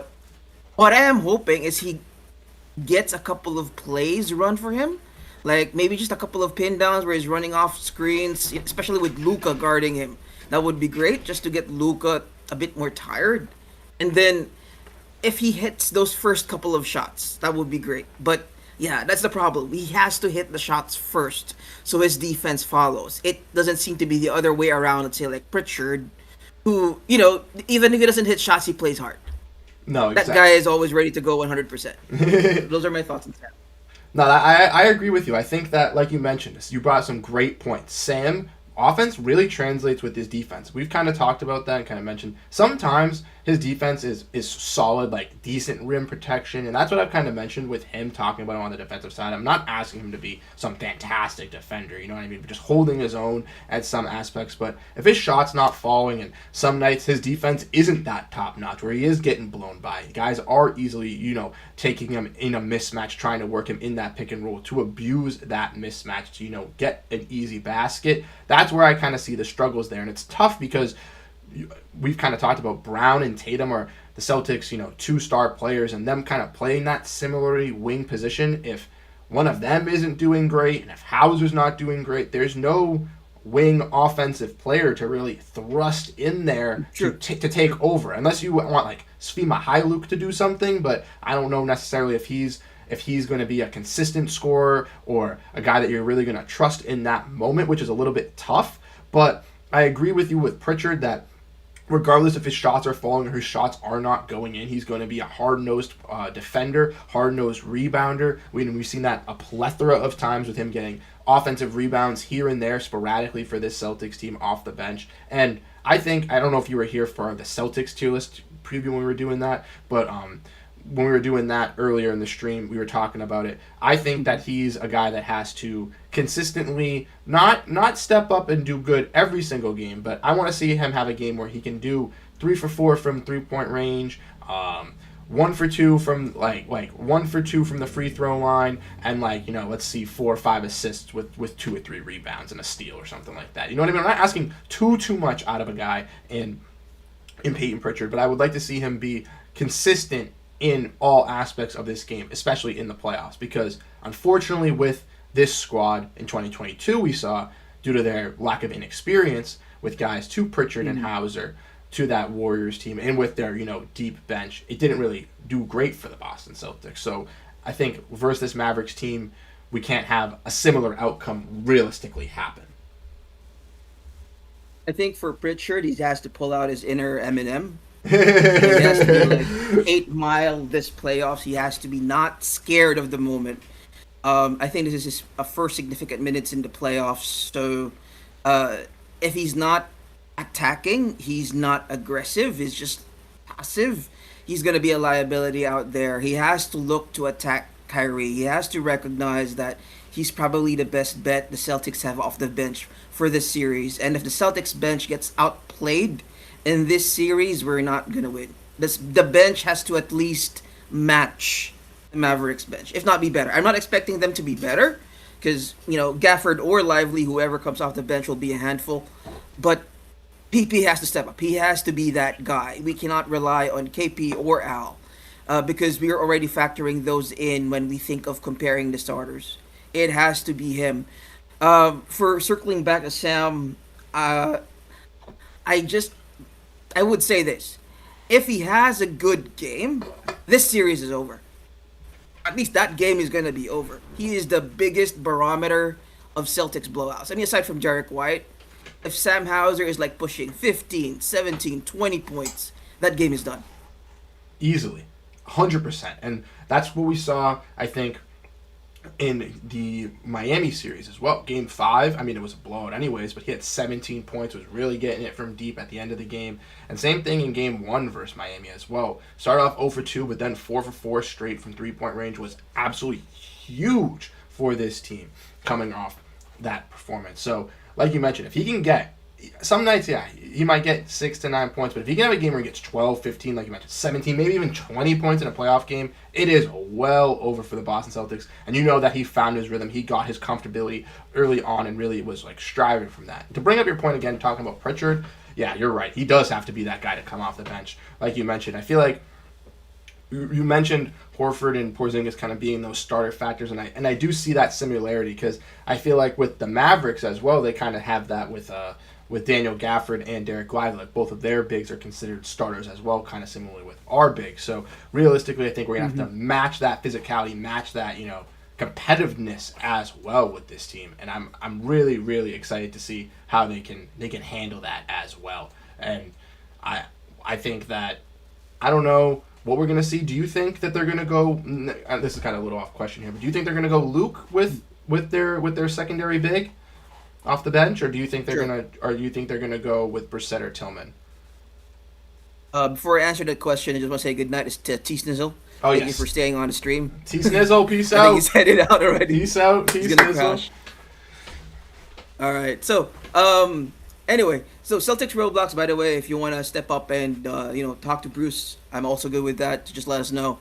Anyway, to answer that question, I think this is not a Luke series either. He'd be great. I could see him having success against Dallas, but again, I'm gonna think Luka and Kai are gonna attack him. So it has to be wherein he comes in when Luka or Kai are sitting or tired. Yeah, I think so too. Just the It, drop coverage it has is to just be going to hurt. timed well. Yeah, the drop coverage Right. is just not is just going to hurt us, especially with their pick and roll. And with Horford not being the greatest switcher either, I think that troubles us a little bit in that aspect as well. So I think realistically we have to be. I think we're gonna try to go with Luke, but if it necessarily Mhm. doesn't work out and it's not working out the greatest, I could definitely see guys like Brissett and Tillman for their switchability and Agreed. for their size being able to kind of transcend and go over. Rob, I know that I kind of went over some things here. I want to ask you and Celtics Roblox this question. So I went over in my video here the X factors. I know you guys both checked it out. I want my 3 X factors were Kristaps Porzingis, Drew Holiday, and the bench.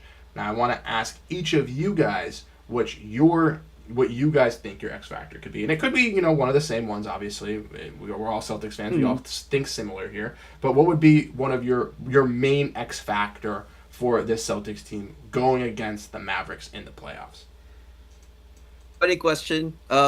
Actually, I've been active in the Mavs Digest Discord as well, and one of the Mavs guys actually asked me this same question, like, "Who are your X factors?" in one of my DMs. So, at least for the Celtics, he wanted to see the Celtics side. So, for my answer for that one was number one was KP, of course. If KP comes back and is regular season KP, then yeah, this series is over as well. But I'm not expecting that. I think KP comes back rusty. Nobody comes back after a month and a week of being off the game and just be back at game speed. No, he's gonna need a couple of games to get back there to get his win back. I think though that the multiple days off in between games is actually good for him and bodes well for us over for the Mavs. Actually, if you think about it, the longer the series goes, is actually better for the Celtics because the Mavs are fully healthy.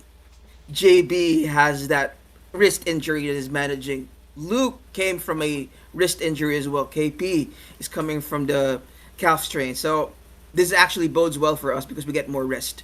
Mavs players outside of Luca's fake injuries, I don't think they're anyway. And Lively, I don't think anybody's really hurt. I wouldn't even consider Luca injured. I don't believe any of those injuries he has. Lively for sure had the neck strain, and he's just a gamer for coming back.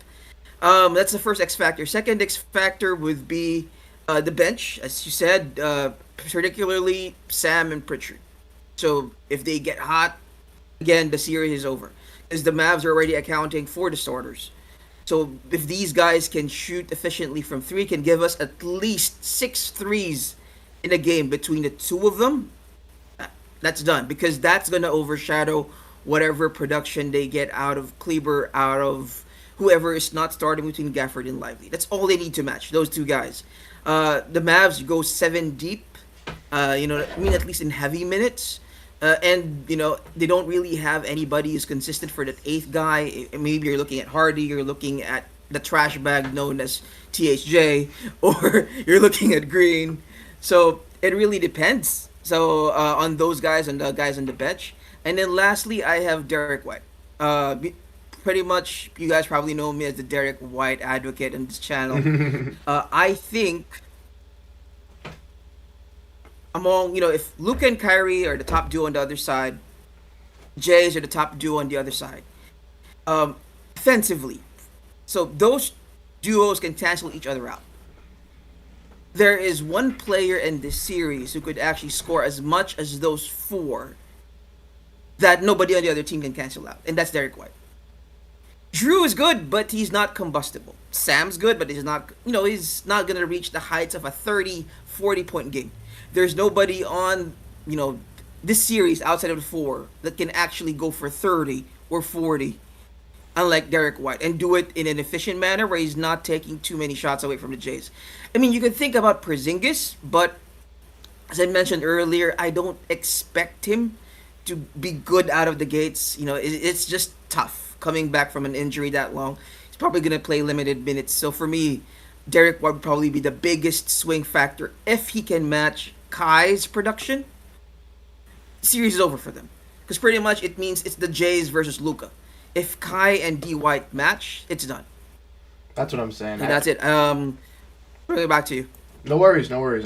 Before we get into Celtics Roblox's 3 X factors, I want to say I agree with all of yours. Like you mentioned, the bench we talked about, Sam and Pritchard, we kind of hammered that nail already, but kind of talking, but just them really stepping up, being those guys for us. KP, you mentioned, being that X factor, really stepping up for this Celtics squad. I'm not expecting him to be fully 100% fully ready to go. The same KP that we saw after playing a month, he's going to need that working back in, which you brought up a valid point, is good for the Boston Celtics if this series goes on longer. And I picture that it is. I think it's going to go 6 or 7. I mean, I want to end in 5. I'd love for the Celtics to win at home, but I think that's just 5 for me as well.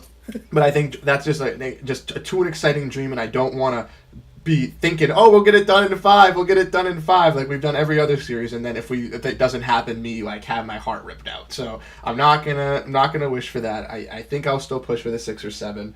But you talked about Derek and that, yeah, I think he is another X factor as well. The only reason I kind of really mentioned Drew for mine is because I think that defensively we're going to need to have our defense be on a different pillar than our offense. I think when you look at this Mavericks squad, our offense can compete with their defense. Our offense can outperform their defense, I think, more than their defense can perform our offense. But I think us versus our defense versus their offense is very evenly matched. And I think that if we can win that matchup on a majority of the nights, that's what's going to win us the games.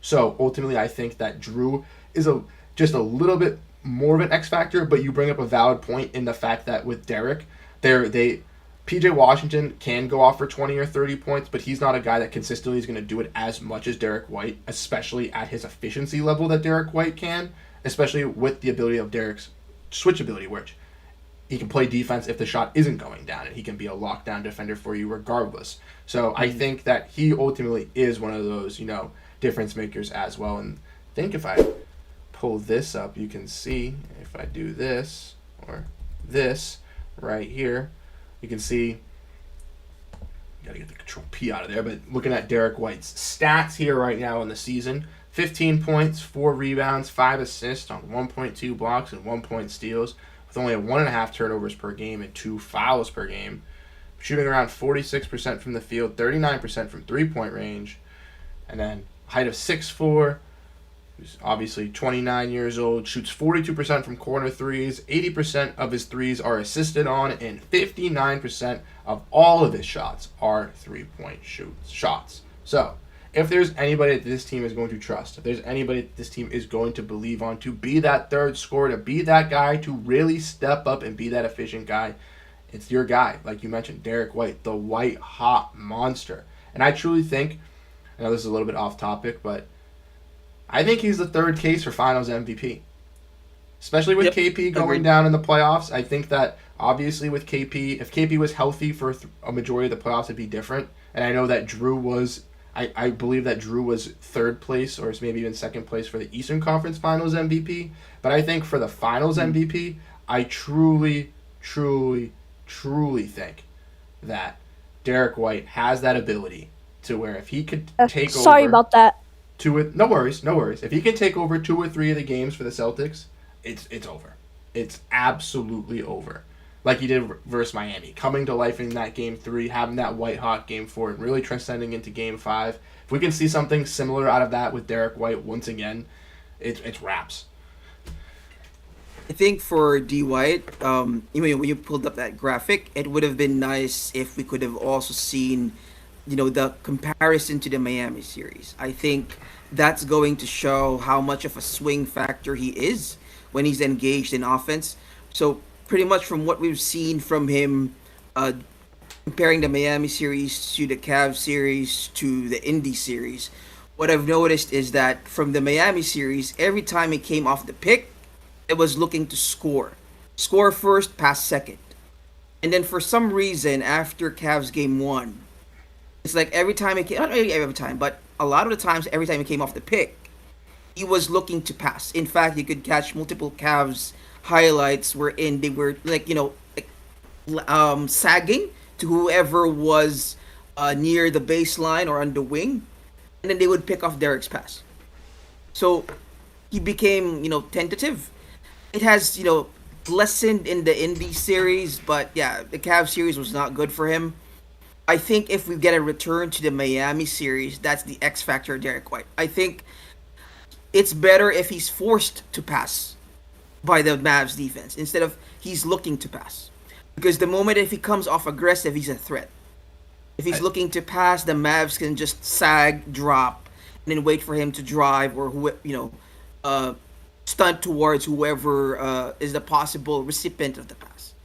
I think that's what I'm looking at. I'm looking at hopefully getting back Miami Derek White. I don't remember the stats clearly, but at the very least, I remember for a couple of stretch of games there, he was actually leading the team in scoring before Yes. JB took over. Yeah, he was like That you was mentioned. how good he was. Yeah, He was he was Stephen fantastic. Curry like. he was on fire. You mentioned that, like we mentioned, Game 4 I believe was the white hot game where he really transcended it. In Game 3 as well, like in that second half, I remember the third quarter, as we all know, was kind of the disappointing quarter for the Celtics. Mm-hmm. He kind of maintained that third quarter for us to keep us alive in that game, and then we ultimately ended up coming out and winning that. I think that game was led by Derek White and Jaylen Brown, but then ultimately, like you mentioned, in Cleveland and Indiana, you said looks to pass first. I'd like to see him, like you mentioned, turn into that Derek White from Miami. Really heat up on the offensive side, get into the rhythm from the 3-point range, and just get comfortable with that shot. We've seen him do it in the first quarter, really heat up, in the fourth quarter, really heat up. I truly think that anywhere he can do it. Hello? Hello, we're gonna cut to Celtics. Hey, Celtics Roblox. Go ahead. Yeah, we're going to cut the Celtics Roblox here. I'm going to ask Celtics Roblox the same question I asked you, Rob version. His X factors for the series. Oh, Celtics Roblox? Hello?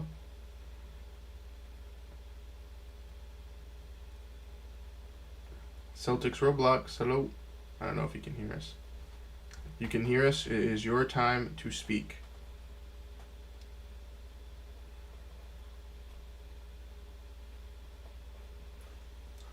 Maybe you can ping him in the There you go. I Discord. think something's wrong with my mic. By the way. Okay, well, I think you're good now. Can you hear us? Okay. I don't know.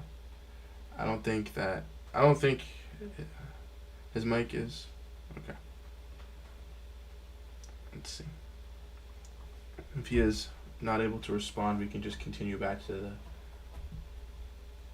get back into the swing of things here for a little bit longer here as we, break this down. Rob, I kind of want to know your prediction here. So, what are your thoughts going into this series? Looking at a number prediction, kind of giving me off your chest. I know we kind of mentioned it earlier. You said you wish we could have Celtics in 5. I ultimately wish that that's the dream. But do you think it's going to be 6, 7? What's your prediction?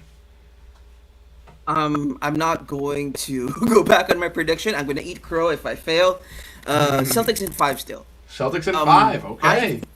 I think I'm gonna feel more confident about that prediction, just like Paul Pierce. I saw him in Undisputed. We have the same train of thought. He said that if the Celtics win those 2 games, the first two home games, it's Celtics in 5-5. So I'm gonna stick with that. I want to see the first home games. That would tell me how we're doing with no bright lights in the media, how we're doing with KP back. If Sam's out of his funk, how the guys are doing. If we're doing good in those first 2 games, then definitely Celtics in 5. I don't see this as Celtics in 6. I don't want us to win on the Mavs home court. I'm not going to disrespect like that. But more of all, I'd rather we celebrate on the Celtics home court. I see Celtics in 5 if we start out good. Celtics in 7 if we have some growing pains. Okay. So, yeah, ultimately, as long as the Celtics are raising that trophy at the end of the season, regardless if it's at the home or the road, I am A-okay. I ultimately, like you said, though, I'd love to win it in Boston. But that kind of scares me because 7, close series, it's making me jitters. Yeah, I'd rather not let Luka win the game. Yeah. The game 7. That's what I'm saying. That's what I'm saying. That's what scares me. And that's what scares me, I think, a lot with this series with Luka and Kyrie is just the Celtics, when we saw versus Indiana, they can win these late game scenarios. They can win these late game situations. Mm-hmm. And guys like Tatum, guys like Brown, guys like Derek White, Drew Holiday, regardless of who it is, can step up for this Celtics squad to deliver. But when we look at this Mavericks squad, when I watched that Timberwolves series, dude, Luka was just. I know it's Anthony Edwards. I know it's Jay McDaniels even on him. Nikhil Alexander-Walker. Just anybody they threw at him. It was just step back, fade away money. Step back, fade away money. Can I just down, say something about everything. Minnesota Timberwolves? Yeah. About the Wolves, it really annoys me when people call them the best defense in the NBA and then say that, oh, the Celtics are the second best. That's why, and then the Mavs beat the first. I mean, that's not true. I think they're different teams defensively.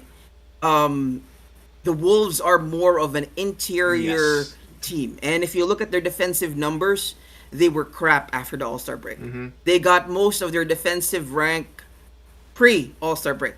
The Celtics were a bit, they also dipped. The Celtics also dipped post All-Star break, but they were, at least the dip wasn't as stark compared to the Wolves. The Wolves were like first, then down to like middle of the pack.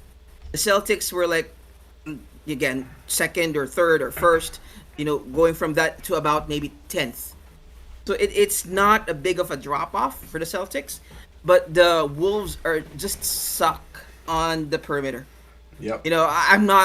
I'm not a big fan of Jaden McDaniels. I mean, sure, he's good. But for me, if you're going to give me who's the best on-ball wing defender, I'm not even going to put him in the same stratosphere as JT or JB if those two are engaged on defense. The only reason that Jaden gets highlighted is because that's the only thing he does. No, you're right. But he's not as strong as Yeah, go ahead. I'm pretty sure my mic is broken. Okay, I can hear you now if you can hear us, Celtics Roblox. I can hear you, though. Yeah. Yeah, I just couldn't hear you with my mic for some reason. Okay. Yeah, go ahead. Speak up. Yeah, I can say my 3 X factors. I think the most important one is, first one is 3-pointers. Okay. Live by the 3, die by the 3. And the thing is, for the playoffs,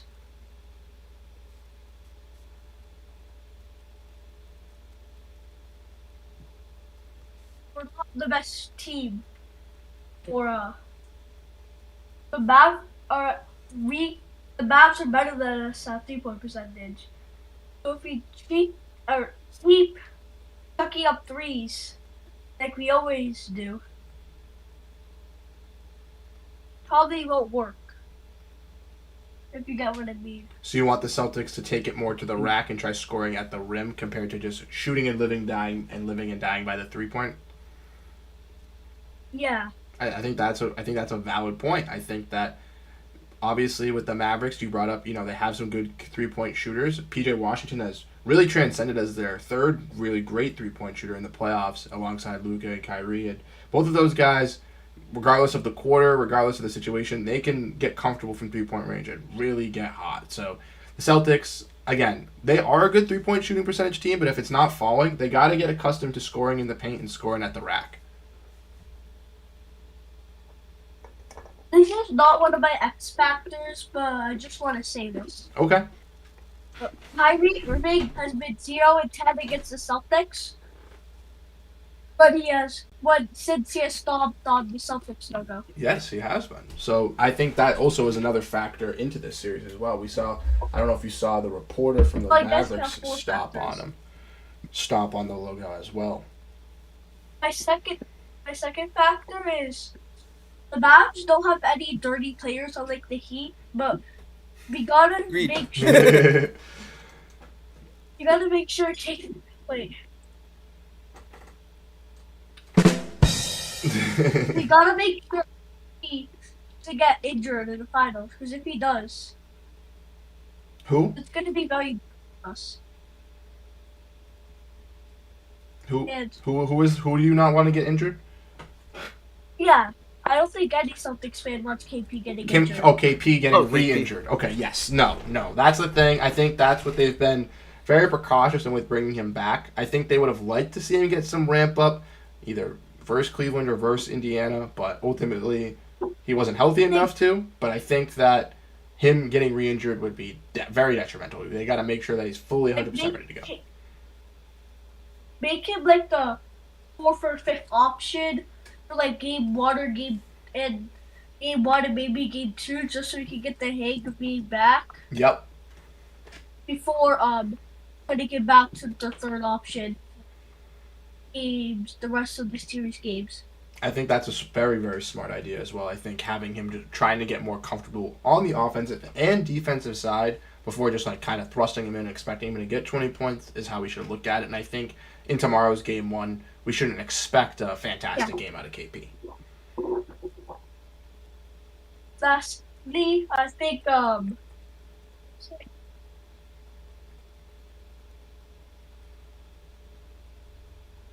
or the clutch.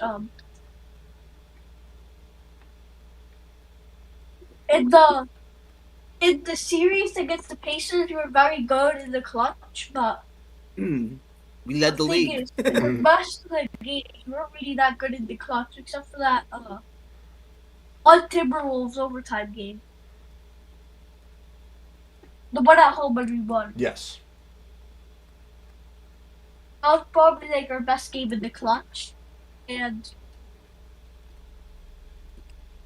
we need Jason Tatum to step up in the clutch like he was during the Pacers, because the rest of the season he's been horrible in the clutch.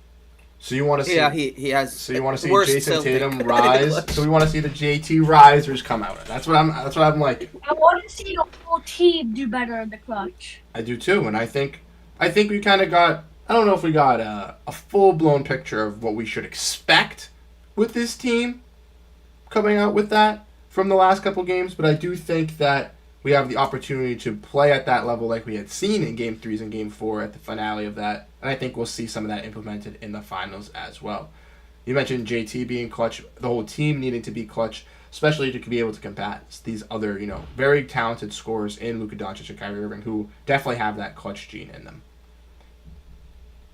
But most importantly, we need to be clutch on defense. Exactly. Luka is known to be a clutch player. We need to be able to lock down, be able to get those stops, be able to be. I think we have to be very aggressive on defense. Wanting to be up in their grill. Play aggressive on. Have Holiday play aggressive on Luka. Let him get get a steal and stuff. That's like how he stole the ball from Andrew Nemhard. Mm-hmm. Which. And that is probably very good. I think that shows Drew's BBIQ. Yes, and I think that we're gonna see. I think a plethora of all of that throughout the series. Like I mentioned when we talked about the Celtics chart and kind of going over like the Celtics, like tier list. I think that Holiday, Porzingis, and White need to help out on one side of the category, regardless if it's offense or defense. Really to take over, transcend, be that extra piece for the Celtics to help out with the Jays, and with this team going up against a team that I don't know realistically can stop the Jays as like realistically how we can't stop Luka and Kyrie. I think that they can try to limit them, but I do believe that the Jays will be able to take over. And then it realistically gets to what Rob is breaking down. Who can be that third or fourth scorer if the Jays and Luka and Kyrie really cancel each other out? And that's where it gets to guys like Kyrie, excuse me. What am I saying? Derek White, Kristaps, Drew Holiday to compete against guys like PJ Washington, Derek Lively, Daniel Gafford, and a bunch of those players. Before we head out, guys, I would like to let you guys go with one final question here, and that is I'm going to ask both of you guys and everybody in the chat that is here. Not going to do a poll, but I do have a question. If the series ended right now, you had a prediction before the series starts, who is going to be your finals MVP if the Celtics win the series? Celtics Roblox, I'm going to go to you first, then I'm going to go to Rob. Yeah, I'd say probably Jaylen Brown or Drew Holiday. Okay. So you think JB or Drew And Holiday? Jason Tatum. One of those three. Okay. All right. Rob?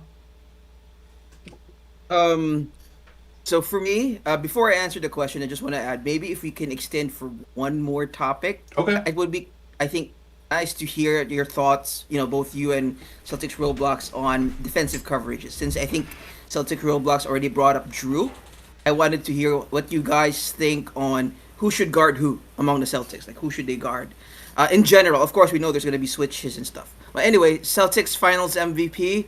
I see so many of it doesn't matter if the Celtics win, it's going to be Luka. Like it's already a lock. It's like in the Finals MVP, they always say it doesn't have to be the winner, unlike in the conference finals. They said it's always going to be who's the best player. Um, so screw that.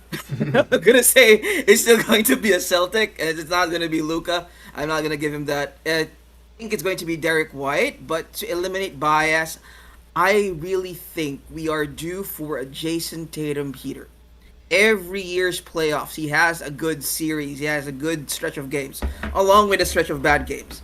So far, what we've seen for the whole playoffs is just a stretch of bad games offensively. I mean, not really bad, but mediocre. Not up to his standards of that Milwaukee series, the end part of that Philly series. So I think we are due, and we are bound to get one of those JT 40, 50, and that's gonna make him the MVP. I really think it's going to be White as well, but if I were a betting man, I'm gonna say it's JT.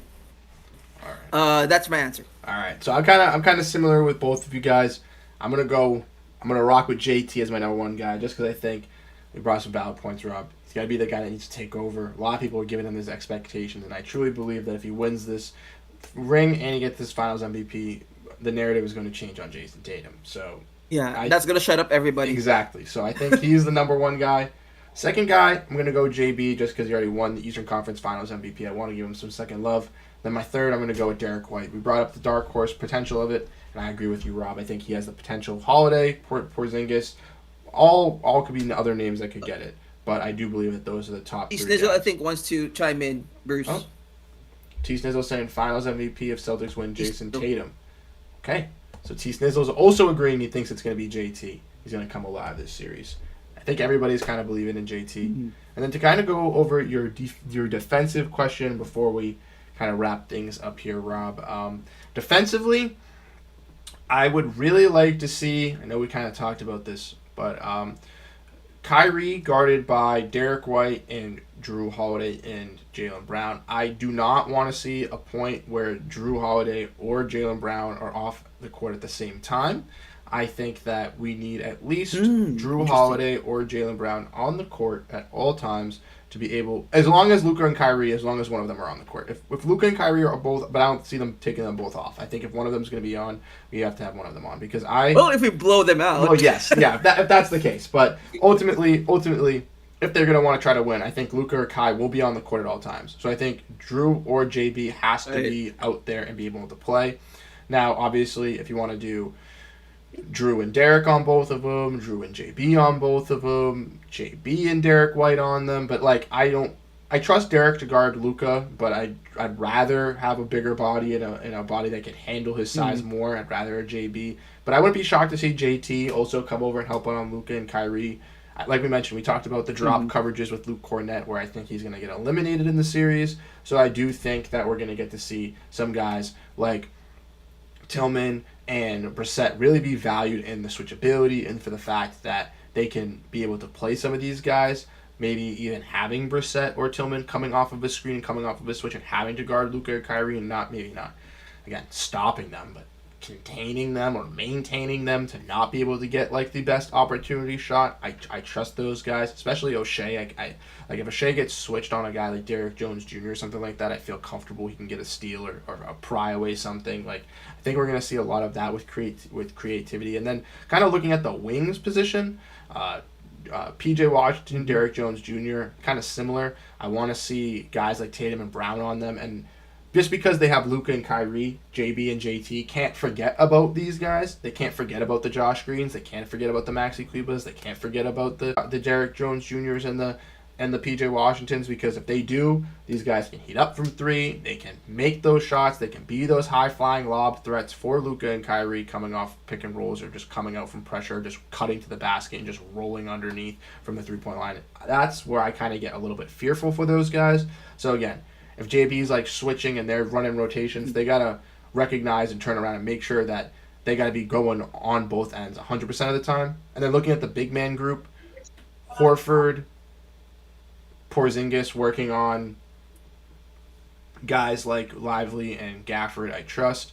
Cornet, it's going to be all test subject, and then similarly with Brissett and with Tillman, I think they can both be kind of scrappy. I don't know. I like Brissett a lot if he gets the opportunity. I think he can be a little bit feisty. Yeah, And I think versus like a Daniel Gafford matchup, as like a smaller matchup, I think he can handle that. Handling PJ, handling Derrick Jones Jr. I feel like he can be a really good cluster and maybe even like scatterer for. I wouldn't put him on Lively though. You wouldn't put him on Lively? Yeah, Gafford sure. Yes. Or even Kleber, but not Lively. Oh. Is there anything else that you would want to chime in on the defense, kind of harping on that and talking about that? Sure. But I want to give Celtics Roblox, if he wants to share his own defensive coverages before I say mine. No worries. If Or did he step out? he might have stepped away. If that's the case, then I'll let you take the floor when he comes back. Then he can. CML has Kata on Lively. Kata. Interesting. I don't see Kata getting that. I could possibly see this as a Kata series over Luke even. That people were calling for Kata in the last series. I don't know if he's gonna get. If he hasn't gotten it all playoffs, I don't know necessarily if he's gonna get it now. That's the only thing that I kind of stem from that. But yeah, for sure. If I'm picking somebody who's gonna be like a surprise defensive insert, like a Kata, you already noticed from the Discord, I have Springer. Yes, see that's. I'd like too. to see Springer. I'm glad. I'd like to see him at least last 1 to 2 minutes Yep. of a quarter, where just Joe puts him in to pester Luka or Kyrie full court. Yep. Just like 1 to 2 minutes at the end of quarters. I 100% agree. So, I 100% agree. We talked about this, not to cut you off, sorry, but just like we saw him do it versus Chicago. I think it was versus DeMar DeRozan. They put him on him, and he disrupted him for like a minute and a half. He's done it with Philly versus Kyrie and Luka and versus Curry already. If they go on a streak where they're on an 8-0 run to end the quarter, call a timeout, put him in there, get him in there, and disrupt. I 1,000% agree. There was even like a game where like Joe just put him for 45 seconds and he was impactful. I think he like prevented like 4 points. Yep. So for 45 seconds, that's pretty good defense. So, for my coverages, quite different from yours. I already posted this in the Discord. I'll start with the wings. JT, I'm gonna put at Gafford or Lively, whoever is starting. Because I predict Luka's going to use those two as the primary screeners for the pick and roll for a lob. And then we're going to be forcing a switch. If we put Al or KP there, then Luka's going to cook them. But if it's JT who's the one that's going to be switching, then I like the JT versus Luka matchup or the JT versus Kai matchup. That's one. Two, I'm going to put JB on Luka. So I agree with you there. I think it should be either JB or JT on Luka every single time. Of course, that might tire out the Jays, but I trust our other guys to score more. So, if JT and JB want to take a breather on offense, Drew can take over, KP can take over, Richard can take over, Derek White can take over. Go ahead, Celtics Roblox. About what you said about who's guarding Luka, I think Drew Holiday should guard Luka because he's the best defender and Luka's the best player. I think especially you should do that in clutch. Yes, that's where I would go. I think for starting, because JB is one of those defenders who's really weird. He's really good on ball, but he's bad off ball. So you want him engaged from the start. So to start, like first quarter and probably the first half, I'd want JB on Luka just to get him in a defensive mindset. And then once we get to clutch time, and I agree with Celtics Roblox, I'm going to switch JB off and put Drew on Luka. So it's just more of to get JB engaged at the start. And of course, it's giving Luka different looks. You don't want him to get too comfortable. Yeah. So yeah, agreed there for Celtics Roblox. And then for the bigs, I'm not going to put Al and KP on the big, of course, because we already put JT and Gafford. I'm going to put Al and KP on PJ. I was looking at the stats here, and it seems from their starting five, the worst shooter is PJ. and he's the one more prone to not creating well off the dribble. So I think if Al or KP are able to close out, he's not gonna be able to just pump and go. So I like the contest of Al and KP versus PJ, and then for the guards, I think White and Kyrie. That's easy. I like to Yep. see Drew as well, perhaps, but I prefer I think White White on Kyrie is best too. because DJJ is big. He's a big dude. So I'd rather have somebody with strength like Drew off DJJ. And in general, I don't want the Celtics to overhelp. Switch, sure, but no overhelping. Hedge, not really as well. But if we're going to help off of anybody, I'd rather we help the most out of DJJ.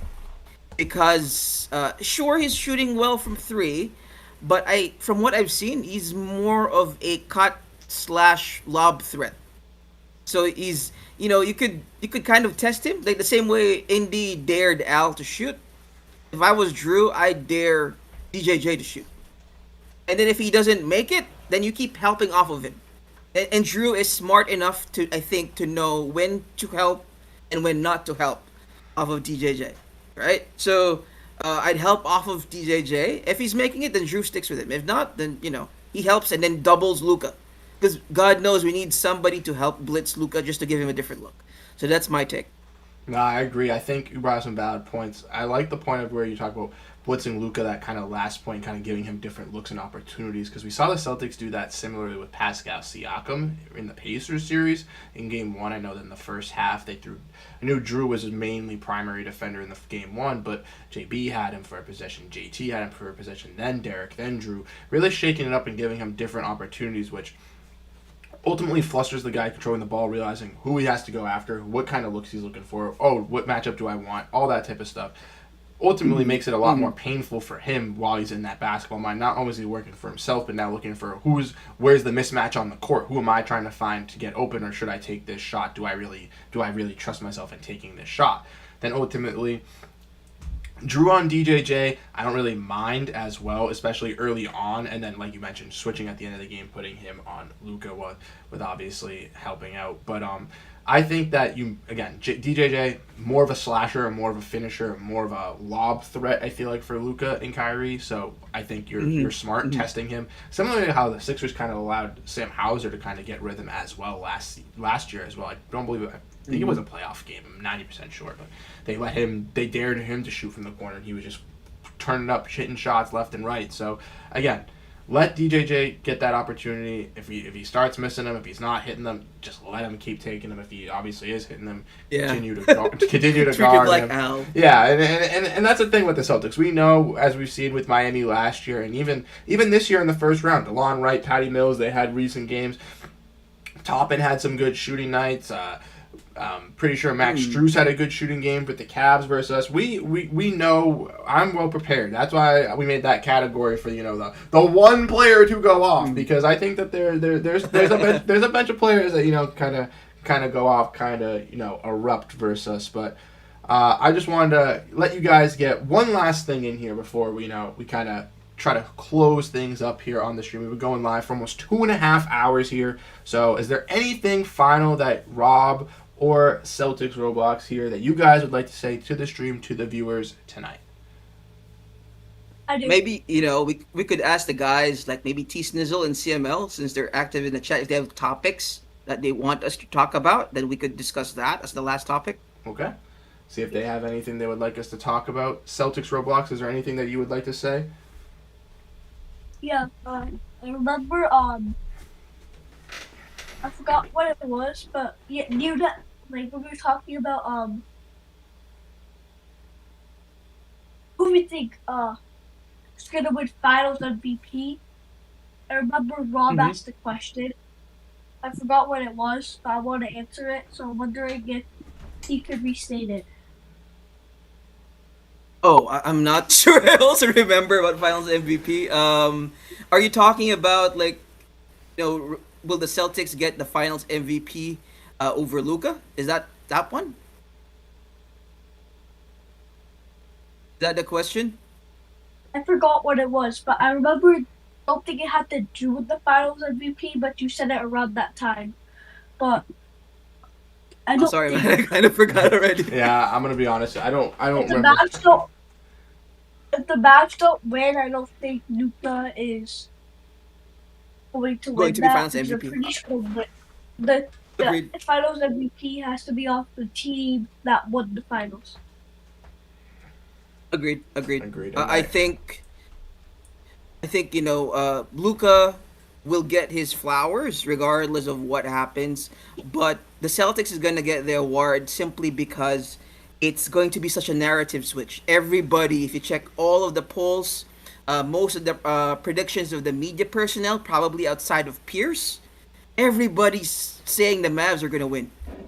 Like every ESPN undisputed poll I see is like 80%, 70%. It's Mavs gonna win. It's pretty much us versus the world at this point. Well, and Pierce. Pierce is pretty much just defending his honor. But it's really going to switch the narrative, and I think because of that big switch, they'll be forced to give a Celtic the Finals MVP, I think so too. And I think that Yeah, regardless of Lucas' performance. yeah, Regardless of his and you performance. brought up narratives too. Like there's a lot of narratives going into this series with KP versus old team, Kyrie versus old team, Luka versus Tatum in that narrative in general. There's just a lot of stuff to break down and talk about. Celtics Roblox, is there something you'd like to say? yeah. Taste is also something in the chat. I'm gonna read it. Okay. Is it the one that I have popped up? Go ahead. Is it the one that I have popped up here? Yes, it says, I just hope we don't take this moment for granted. And I hope everyone on the bench steps up. Definitely Sam Hauser. We need a lot from him. Win first 2 games in Boston, then it should be smooth sailing. I agree with T. Agreed. Snizzle. I Plus agree. 3,000. I agree. We've been harping on Sam Hauser. He needs to be that X factor. Needs to be a key contributor for this team off the bench. And if we can win Game 1, Game 2, get this home crowd activated, get these fans going, make sure the Mavs know what they're messing with, who they're really handling. Because the Mavs, let's be real here, they just took out the Minnesota Timberwolves, who had a little bit of lack of experience in the playoffs, but took out the defending champions. So the Mavericks got to feel confident about themselves. They're in the finals. Luka, Kyrie, they're finally here. Kyrie is back in the finals once again against their old team.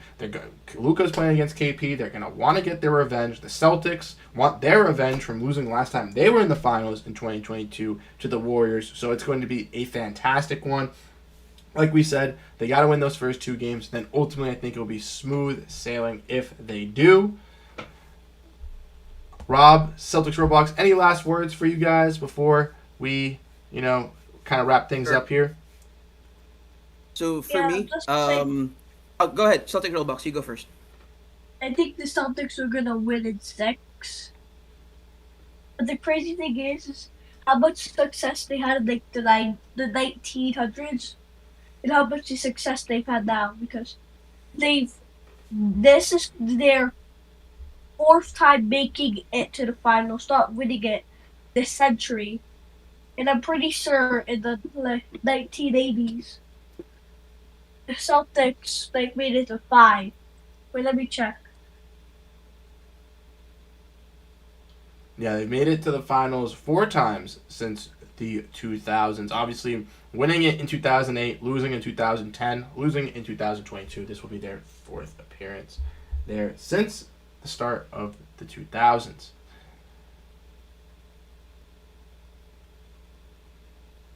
In the 1980s, they were a dominant franchise as they won 3 championships in 81, 84, and 86.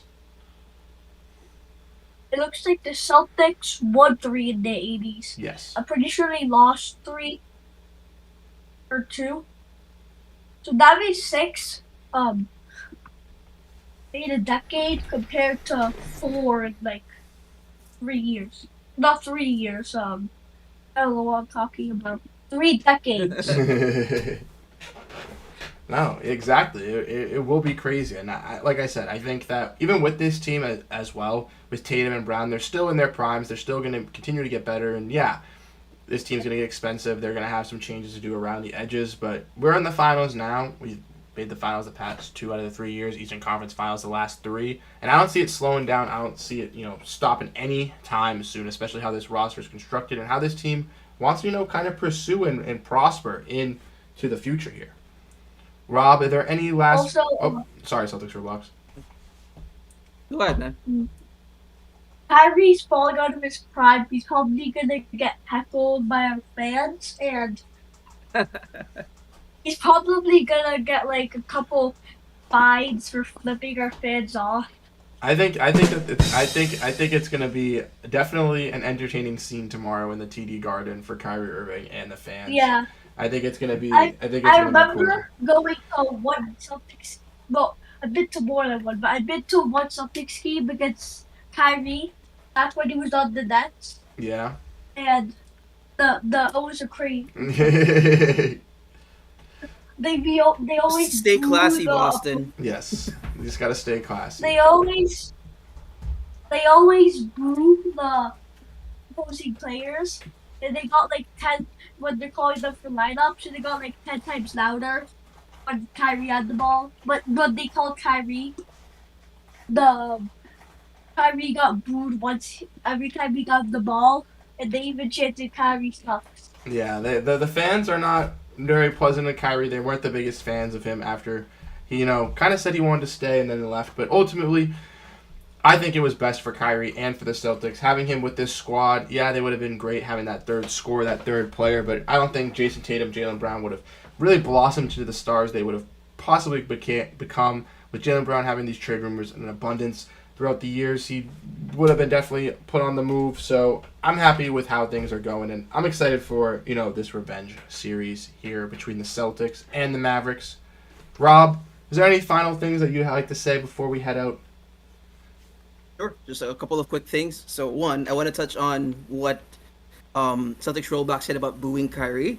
I know this is never going to happen, but one of my secret wishes is for, let's say, the Celtics, I don't know what you call it, the media guy or whoever's playing the background songs in the arena. Yep. He plays something that's very WWE. I don't know if you know Kurt Angle. If you know Kurt Angle, and then whenever they play a song, the crowd would sing "You suck, you suck," and there's a cadence to it. And then if we're gonna say Kyrie sucks, I'd rather it's done WWE style, just to mess with him, and then just to get the crowd engaged. So I think that would be really fun. Because let's be honest, Kyrie is the biggest villain in Celtics or maybe even Boston's recent sports history. Mm-hmm. No, I agree, and even Right. Joe Mazzulla even said that too. Sorry, Celtics Roblox, what were you saying? I said sadly that would never happen for what you said about the announcer and the WWE thing. Yeah, I think that would be cool. That would be fun. All right, so that's one. But speaking of home court as well, I'll touch on what T. Snizzle mentioned here, and I already mentioned this earlier as well. Yes, we have to protect home court. What's the point of winning 64 games and blowing everybody out in the regular season if we're not winning our home court games? I am just sick and tired of losing game twos. Yep. I just want to... I understand we're not going to win every game, but we should at least win our first 2 games at home every series. That's the whole point of getting home court. And I hope the fans in the arena show up and really give the guys energy to protect home court. I think that's critical because I think, as I mentioned earlier, if we win the first 2, we get the Celtics in 5. So that's also my prediction. I also want to touch on what CML mentioned about pace. I think the Mavs are very methodical, and Luka wants to preserve his energy.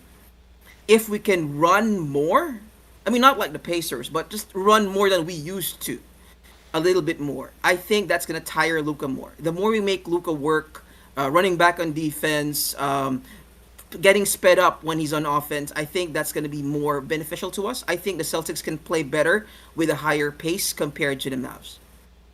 So they really like to play at a slow, methodical pace. We can do both. Yeah. So I think we should play with pace. And then lastly, in terms of entering their primes, I think this is a showcase of the Jays entering their prime. So Definitely big candidates for Finals MVP.